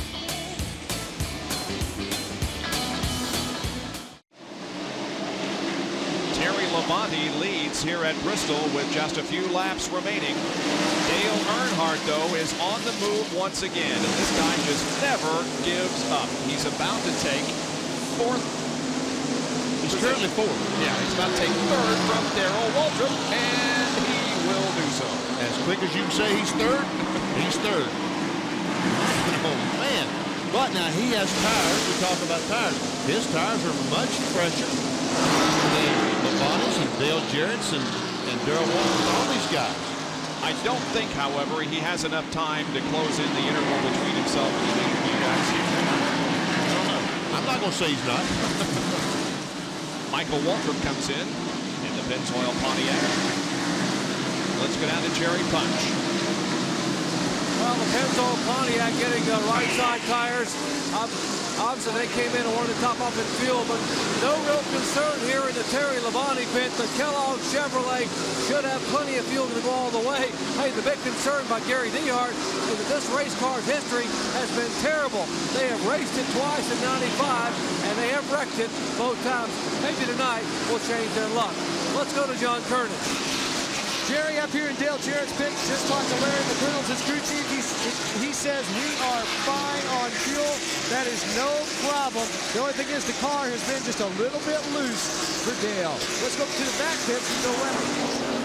Well, Darrell Waltrip had a great run going. He does have enough fuel to get to the end, but his car has tightened up a bit. He wanted to commit with tires early, but his crew said we were better on long runs, but not this long, apparently. He will make it to the end on fuel, but his tires are going away.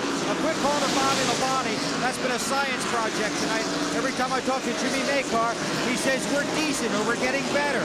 They wanted one more stop. They may have to fit under green. They're not sure they can make it on fuel. Of course, they weren't sure about that last week either, guys. And of course they made it because Bobby Labonte won the race. The interval between Terry Labonte and Dale Earnhardt, the leader back to third, is 2.6 seconds. And I'm not sure that Dale Jarrett isn't gaining on Terry Labonte right now. Yeah, I think it's sort of how they catch traffic. They're running about the same lap speeds. Earnhardt's running a little bit faster than either one of them. Earnhardt just motors by his traffic with ease down in the third and fourth turns. And there we see Dale Jarrett, the next car right in front of Dale Earnhardt. Stay tuned now for SportsCenter. It's coming up in 16 laps. That isn't very long. They run almost 4 laps a minute here. Second place, Dale Jarrett. Now sees Dale Earnhardt in his rear view mirror.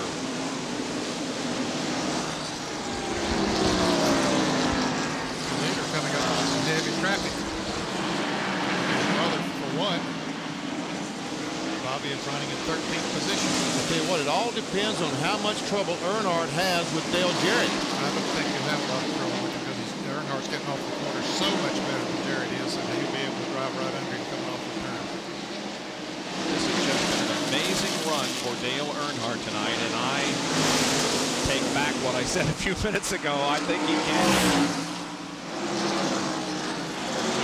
Moved into second place. On 2 different occasions, he has come from near the back of the field through traffic to battle up front. Now the interval is less than 2 seconds. And he's got 12 laps to do it. Yep. Man.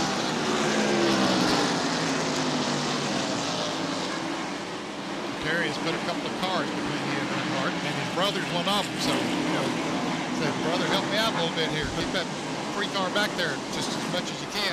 It's down to 1.6 seconds. He has chopped off a full second in the last 3-4 laps.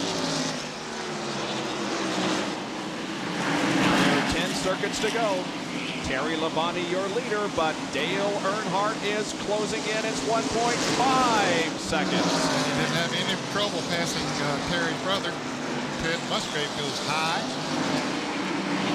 Cars go by. Earnhardt now has a couple of cars to pass. Here's a battle for position between Darrell Waltrip and Mark Martin, the 4th. And Musgrave is very, very slow in the Family Channel car. Musgrave at 11th. There's the leader, Terry Labonte. 8 laps to go. You see it's 1.6 seconds. And Musgrave's in the pits. Must have had a flat. 7 to go, and now Earnhardt continues to reel him in. No traffic now. Nothing between them. Now, there's a good bit of space in front of Terry before he catches anybody else. Musgrave is back out, by the way. There he is on your left.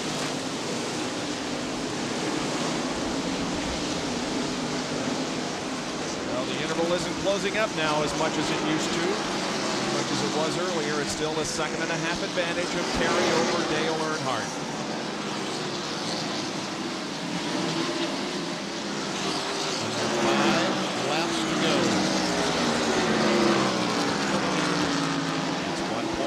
Seconds. But the laps are winding down. Earnhardt easily to the inside of Brett Bodine. Terry Labonte's going to run across some slow cars. With Jeff Burton and Mike Wallace, if they hold him up at all, Earnhardt will catch him. There's the two slow cars, Mike Wallace and Jeff Burton, and they're racing for position, I believe. Yes, they are. 1 second.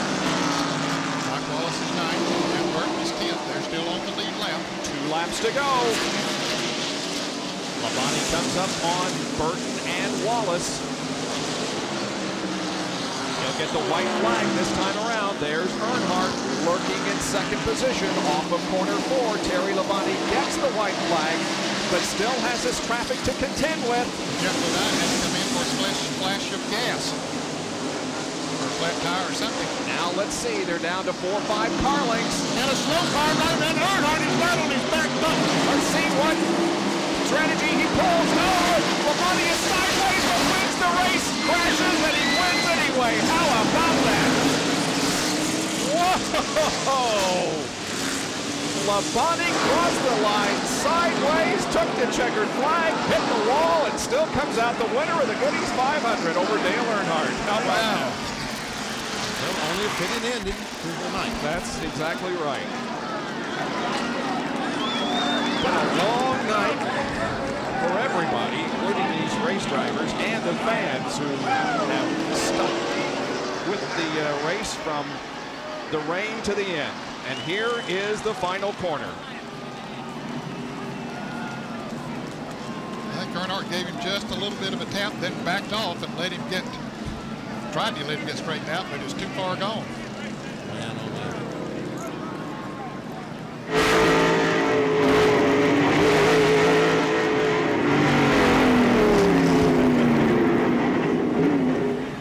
What a night.